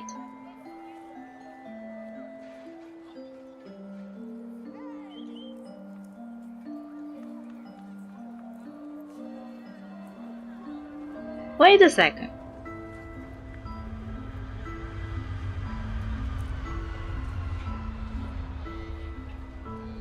if Donut never met Sig's sister before, how does he know that the girl he saved was her?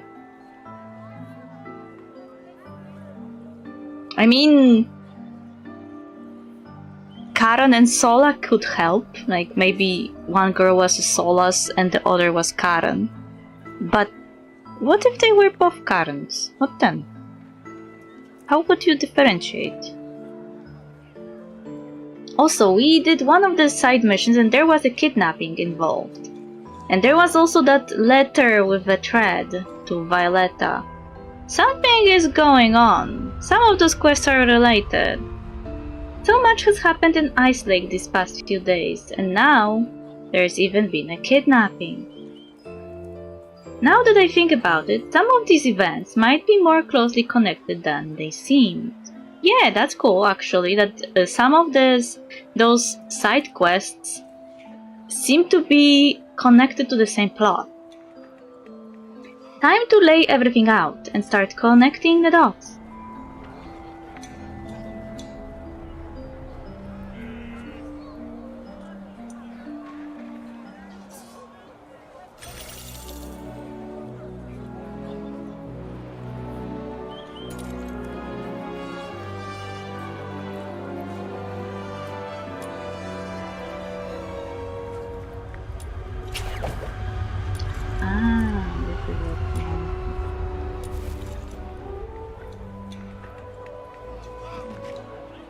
Okay. The deuce.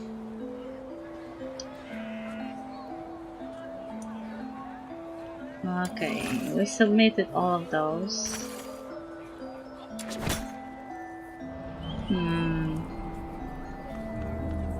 Deduction complete. Inspiration Stealer. Why is it still active though?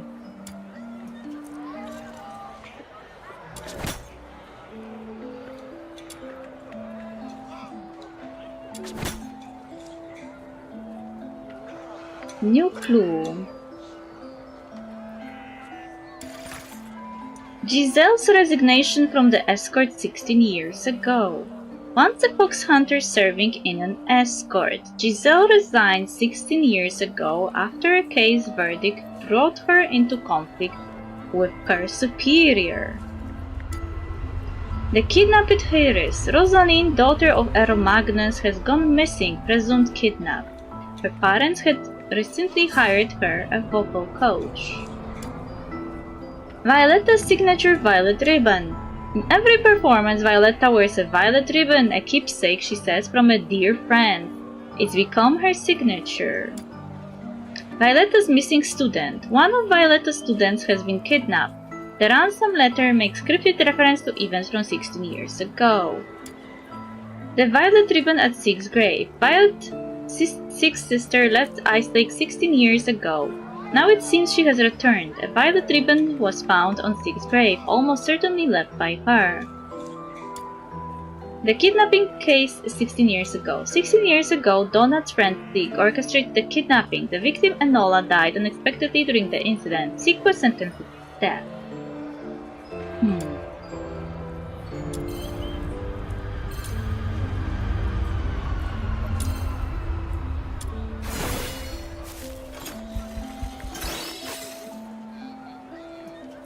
Violetta and Violet.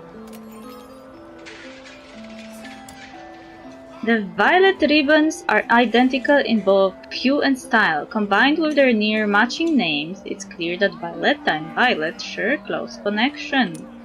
Okay.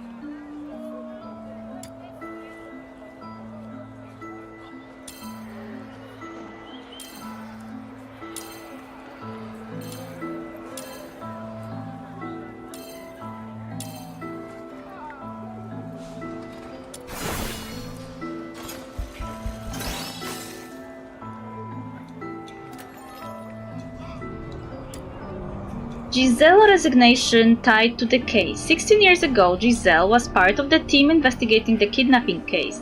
The verdict disturbed her so profoundly she chose to resign from the escort. Okay. Reflect. Violetta missing student and kidnapped heiress. Oh yeah, vocal coach!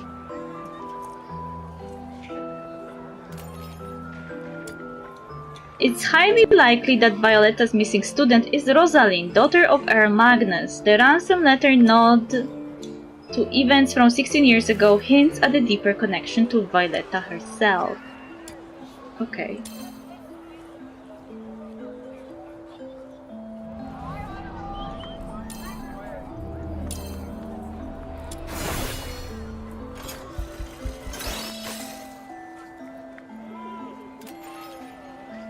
Okay. Rosalind's abduction is clearly linked to the kidnapping case from 16 years past, and Violetta knows exactly what happened back then.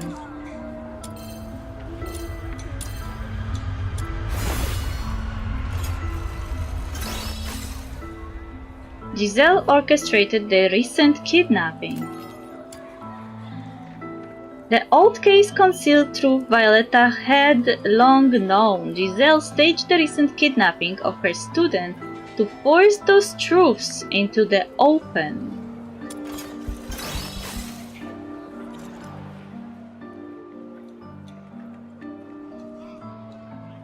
There was more to the kidnapping 16 years ago, and Violetta may be the one who knows the truth. Giselle took her student just to force a meeting. If my deductions are right, she should be with Violetta right now. The letter mentioned the location. I need to hurry. Let's hope I'm not too late.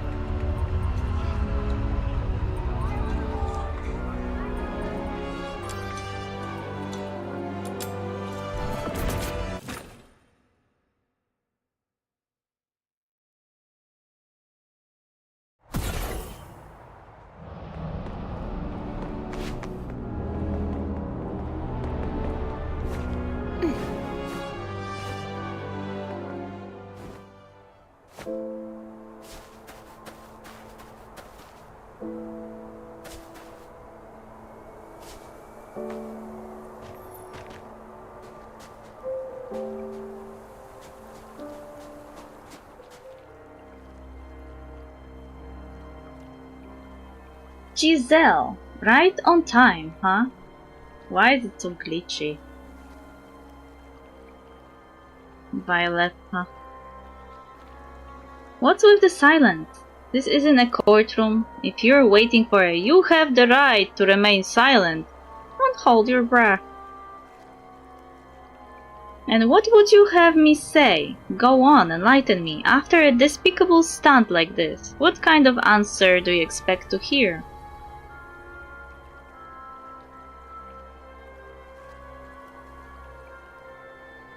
Still playing dumb, are we? Or do you actually believe your crimes are as easy to cover up as your real face? You really think a bit of powder and paint can hide everything? Fine, then let me jog your memory. 16 years ago in Ice Lake, a young man named Sig kidnapped the daughter of Fabrice Radford, then overseer of Glevon Pit. Her name was Enola. When the escort cornered him, he resisted and accidentally set the house on fire in the struggle. Enola died in the flames and Sig was sentenced to death. I heard of that tragedy, a pity truly. May that poor girl rest in peace. But I only arrived in Ice Lake a few years ago. What could any of this possibly have to do with me? Because someone survived that fire.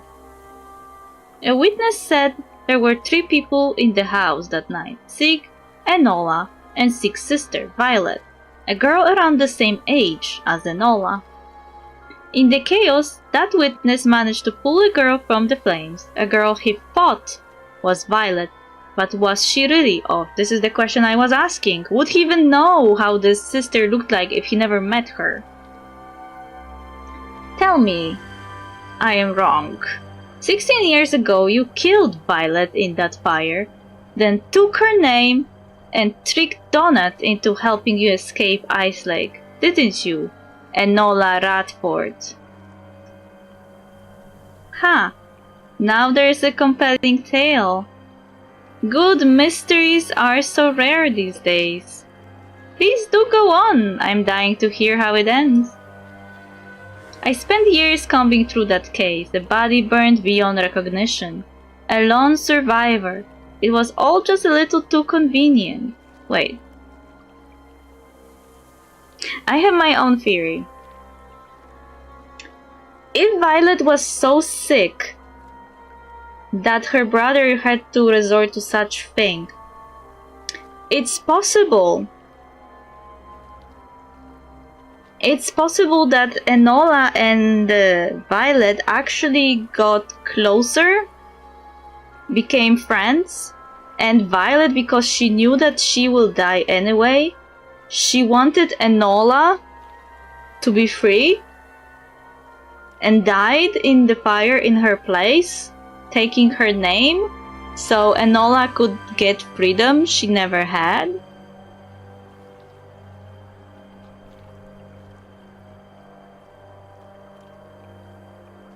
A body burned beyond recognition, a lone survivor. It was all just a little too convenient. All the pieces were there, but the thread connecting them all together was missing. As luck would have it, back when I was assigned to guard Fabrice Radford, I once heard his daughter sing. That voice, I would recognize it anywhere. And that's when I knew who you really were, Violetta of 1,000 Faces. I tried to study your habits, even arranged for false letters to be delivered, just to keep tabs on you. Ah, so he was one of yours. Not quite, he really was a fan. I just gave him a gentle nudge, and thanks to him, I got the answer I needed. Still, there's one thing I don't understand. Swapping places with Violet. It couldn't have been possible unless both Sig and the girl went along with it. How did you convince them? That's your big mystery? The answer is simple. You used to serve under my father, then you should know what it meant to defy him. Poor Sig was already prepared to throw his life away. But knowing my father, Violet was as good as dead too. So I offered them a way out. Once the ransom was collected, stall as long as possible while creating a distraction to buy some time for Violet. Pathetic, isn't it? In his panic, he actually ran off on his own to hold off the escort, hoping that the sickly little girl might somehow escape a blazing house. I took my chance, killed that poor wretch who stood in my way, took her name, left behind the dump, and my father. Left behind everything that ever stood between me and the stage. I don't believe this is what she feels. I don't believe this is the truth. What's the matter, Giselle? You have chased this truth for years, and now that you have it, you don't look the least bit satisfied. You're insane. All of this just for the spotlight? You killed 2 people, 2 innocent lives. So what will it be? Drag my sins into the light, or take your revenge right here and now? I only ever meant to reveal the truth and turn you in to the escort. Giselle draws a dagger. Her fury thickens the air. You can almost hear the teeth grinding, the hilt cracking under the pressure of her grip. If no one stops her, the dagger will silence the finest voice in Ice Lake. Whatever the truth, you can just stand by and watch someone commit murder. Wait, stop. Itaria, what are you doing here? Get out of my way. I won't let a monster like her walk free. She has lost it. I have to bring her back to her senses. Another beating.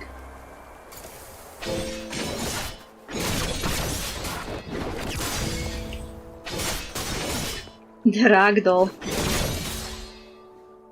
Those ragdolls. Giselle, calm down. There might be more to this than you think. Did you not hear what she just said? How am I supposed to calm down? She's not going anywhere, not with us here. Just take a breath. I have a few questions for her. Fine, go ahead. Before that, Miss Violetta, does this look familiar? That's... Violetta's hand drifts instinctively to the back of her head. Her fingers find the familiar texture, and she freezes. Ah, just as I thought. You left this ribbon at Sig's grave, didn't you? You once told me it belonged to a dear friend, and that you took to the stage to fulfill her dream. You're a naive fool. I can't believe you actually fell for such sentimental drivel. You are playing a villainess, but you are playing it all wrong. Nobody's believing this, girl.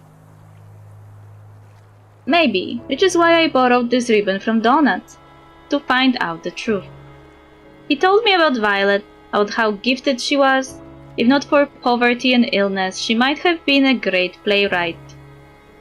Fate dealt her a cruel hand, but she never gave up. Even when she could barely leave her bed, she still found a way to pursue her dream. She dreamed of the world's greatest actor performing her work, of her final proudest piece reaching every corner of Atlasia. And that piece was Puccini, a 3-act play, later adapted into the opera. Hey, how do we know this one? I don't remember talking to the guy about this. I don't remember the guy that we talked to talking about the sister being talented or anything. Because he didn't know her.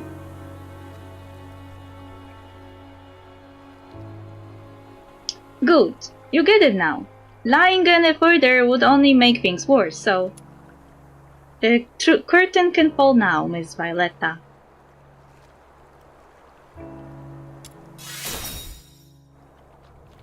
I suppose you're right. Every play must end eventually.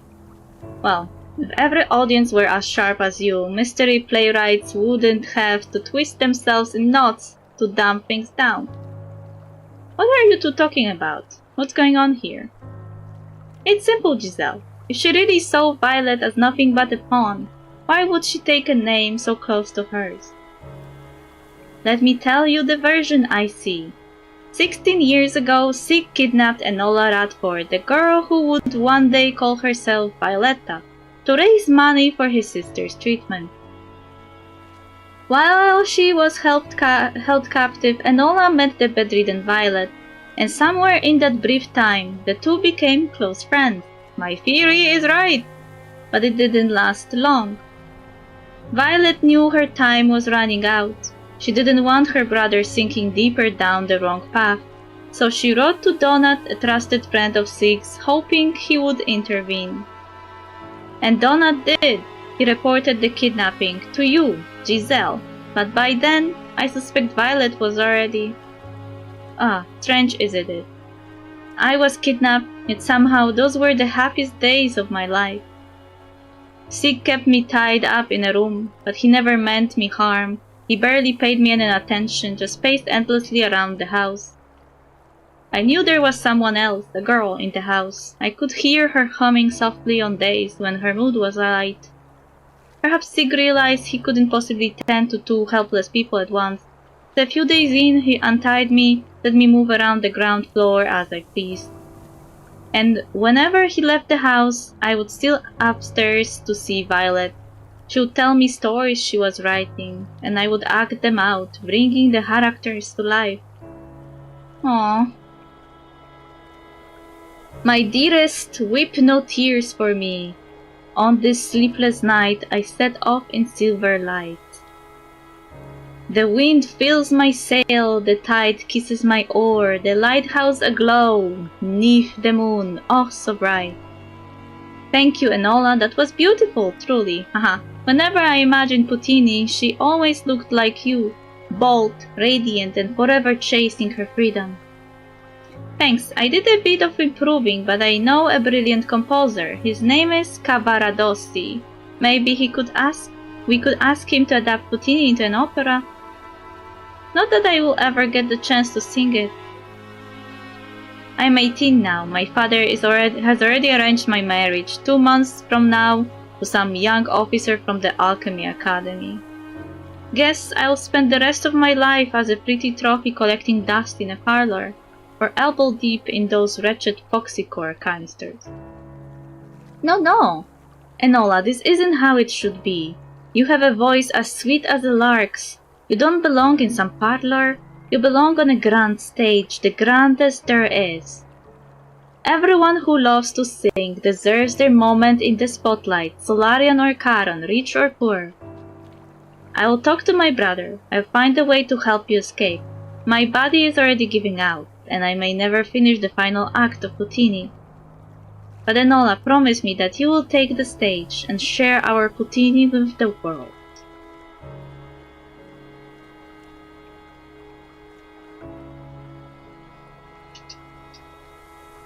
Now I am sad. Everyone who loves to sing deserves their moment in the spotlight, Solarian or Charon, rich or poor. That was Violet's final wish, and it became the truth I lived by. After she passed, I sang the finished final act of Puttini for Sig. He was hollowed by grief, but when he heard it, his eyes lit with disbelief, and for a moment I saw hope flicker in the ashes. We still have a chance to honor her. Violet poured her joy, sorrow, hope, and longing into that script. I want the world to hear it. I need to make sure they do. We're both born for the stage. Illness took her far too soon, but I will carry her soul in every role I play, in every spotlight I step into. So to help you escape your father's grip and to fulfill Violet's last wish, Sig agreed to play his part in the act. No, that can't be. If that's true, then why did she just...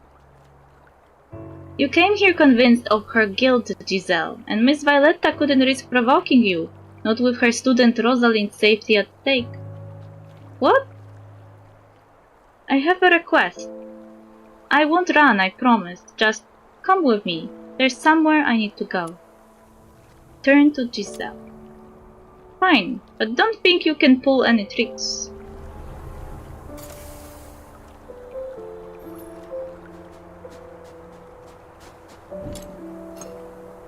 Okay, where are we going here?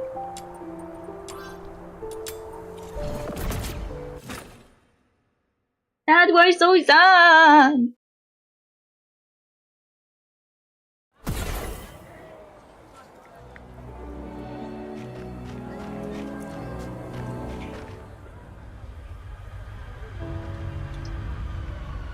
It's all been rebuilt, but to me, every brick, every stone still looks just as it did back then. Violet, I came back to see you, and I brought our work with me. Someone with a sharp eye pieced together our story. Strangely, I'm not scared. I feel relieved. Maybe because at long last I can say this to you properly. I'm sorry about Sig. Violetta's fingers grazed the wall, as if sharing memories with an old friend she hasn't seen in years. Perhaps the time for farewell has come, and that's what brought her back here. Thank you for indulging me. So, Violetta, you went along with the accusations for another reason, didn't you? Because Sig's death, that wasn't part of your plan. Fabrice Radford, he was a ruthless, heartless man. The miners under him starved. His escort officers weren't much better off. He showed no mercy, not even to his own daughter. He dismissed everything she was, crushed her dreams, caged her spirit, and forced her into the lifeless future he had planned.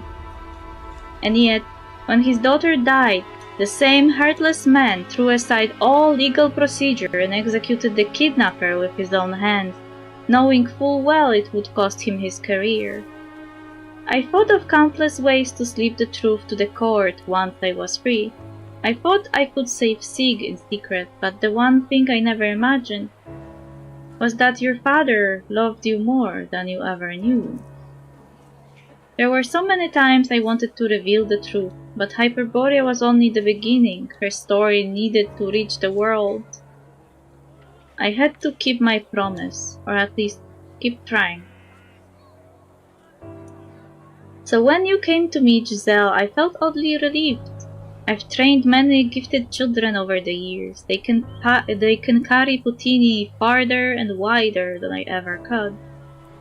And all you had to do was let Giselle believe it was true, so you could finally clear Sig's name. I'll go with you, Giselle, but only after you release Rosalind Magnus. For my sake, and for Sig and Violet, she must not come to harm. She has already left Ice Lake. What? You were her vocal teacher. You should know what she was up against. A fledgling willing to break her own wings just to escape the cage. The two of you really are cut from the same cloth. So all this time you were lying to me. It wasn't my plan. I didn't expect someone close to you would come to hire me to kidnap her. I just took the chance when it came. Pretty convincing performance, wasn't it? Maybe it's time I tried the stage. You don't want to be Fox Hunter anymore. Thanks to the big steer over Lady Magnus' kidnapping, I'll be laying low for a good while anyway. As for Violetta, it's your call, Vitaria. You uncovered the truth before I could, so you get to decide what happens next. Are you sure, Giselle? I don't know. If we tell the world, she could lose everything, her name, her dream, all of it. But if we keep it quiet, then Sig's name will never be cleared. I can't think straight right now. Maybe handing the choice to you really is best. If it's your decision, I will readily accept it.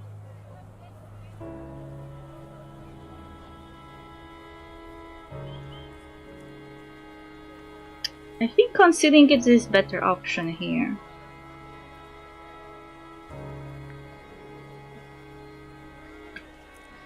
Why? Because I think that clearing Sig's name wouldn't be even Sig's priority at all.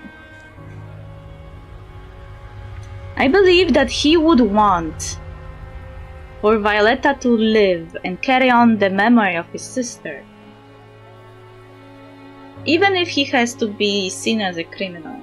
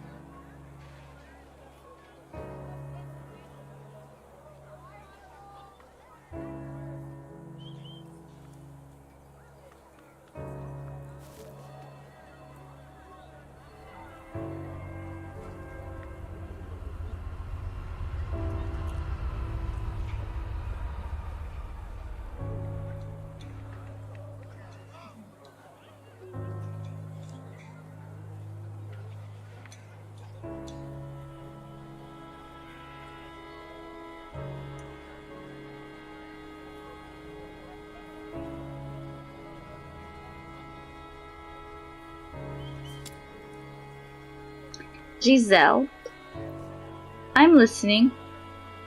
Can we keep it quiet? Not bring this all to light? Sig bore the blame and even gave his life so Miss Violetta could share Puccini with the world. I don't think this is how he would want things to end. Alright, I understand. Giselle? I left the choice to you, so I will respect your decision. I'm truly grateful. Then it's settled, I suppose. In that case, would you both honor me with your presence at the performance 2 days from now? I'll have the finest seats in the house prepared. The performance? Yes, Puccini. Think of it as a send-off for Rosalind. It's her favorite play. I'll be there.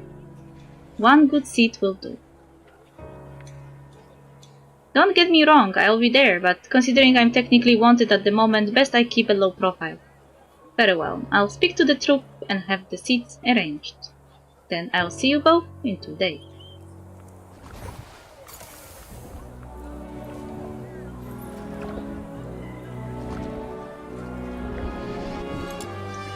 Let's go see the opera. My mouse is not working. Work.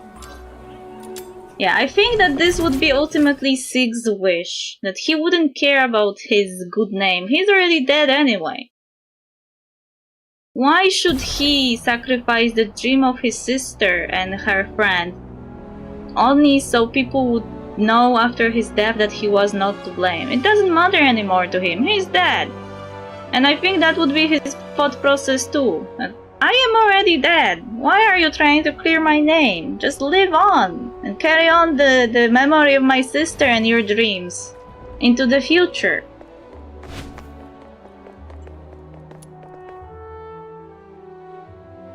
Good morning, Miss Violetta. You made it. Here, your ticket. Thanks. Be my guest. Sharing poutine with the world was Violet's dream. She wouldn't mind a pair of seats given freely. It just... You're thinking of Miss Rosalind? I meant this to be her send-off, but I don't even know if she is still in Islay, or if she will get to see the play she loves most. Don't look at me, I have no clue where she is now either. Figured the less I know, the harder it is for her parents to track her down. You will see it. Leaving Islay takes time to arrange. She may still be around. Let's hope so. Oh, Vitaria. You find the seats Violetta reserved for you and settle in, waiting for the curtain to rise. As the house lights dim, a powerful soprano unfurls from behind the curtain, flooding the theater with wonder. The audience holds its breath. The silence is so deep it unsettles you. It's hard to hold back a gasp at the dazzling moments. You're almost afraid the sound of your spontaneous awe might spoil the magic. But your worries melt away by the time the final note falls. You're so mesmerized you have forgotten even to applaud. Phew, that was quite the show. Almost made me forget how much I hate crowded and closed spaces. I think I finally get why the stage holds such magic for people. I just hope folks stops asking me to kidnap themselves. Not exactly the career path I had in mind. Wait, I hope folks stop asking me to kidnap themselves. Then again, who am I to judge? I've spent half my life stuck in my own mess. Can I ask why you're so invested in this case? Do I have to answer that? Only if you want to. Okay, no point playing coy with someone as sincere and kind as you. Donut told you he turned Sig in, right? The person he came to was me. At first, to avoid tipping off the culprit, I planned to go in alone, talk Sig down, and get the hostage out safely. But when I realized who she was, my superior's daughter, I hesitated, ended up reporting it up the chain instead. And you know the rest. Her father lost it, rejected my proposal, and launched a full-on raid. If I had just stuck to my plan, maybe none of this would have happened. It might have made things a bit harder for Violetta, but at least Sig wouldn't have died for something he didn't do. Giselle. I get why he did it. Any parent who lost their child would. But justice should come after the full truth comes to light, not before. I didn't join the escort for that.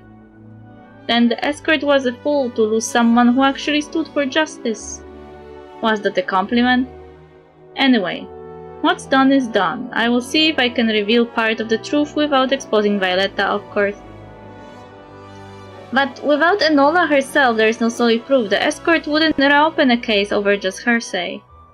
The escort? Nah, I'm not going to them. I will tell the local papers. Let the story spread. The public makes a better jury than some dusty court record. Will that really work? People love hidden truths. Believing they know more than others about what's beneath the surface makes them feel smart. I'm just going to take advantage of that. Well, that's also what a lot of people is taking advantages now, and this is also why we have flat earthers problem. Whoops! Sorry, I didn't see you. Are you okay? Did I hurt you, bubbly girl? I'm fine. Just be more careful next time, alright? What, something on my face? Nope.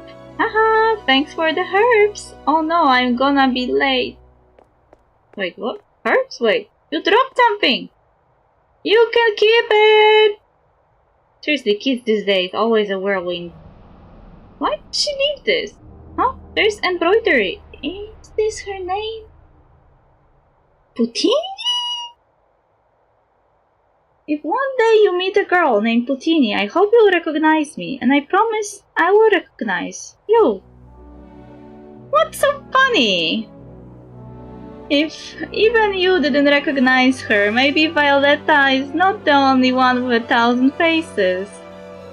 Life is a play with more than one act. We'll meet again on a new stage. Until then, safe travels, Miss Crate. That was the Earl's daughter, Rosalind Magnus.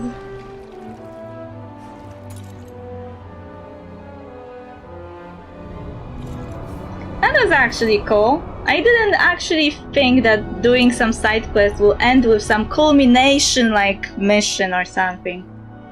But we kept hearing about 16 years ago, and 16 years ago it was suspicious, and then suddenly I get a quest that actually proves my point.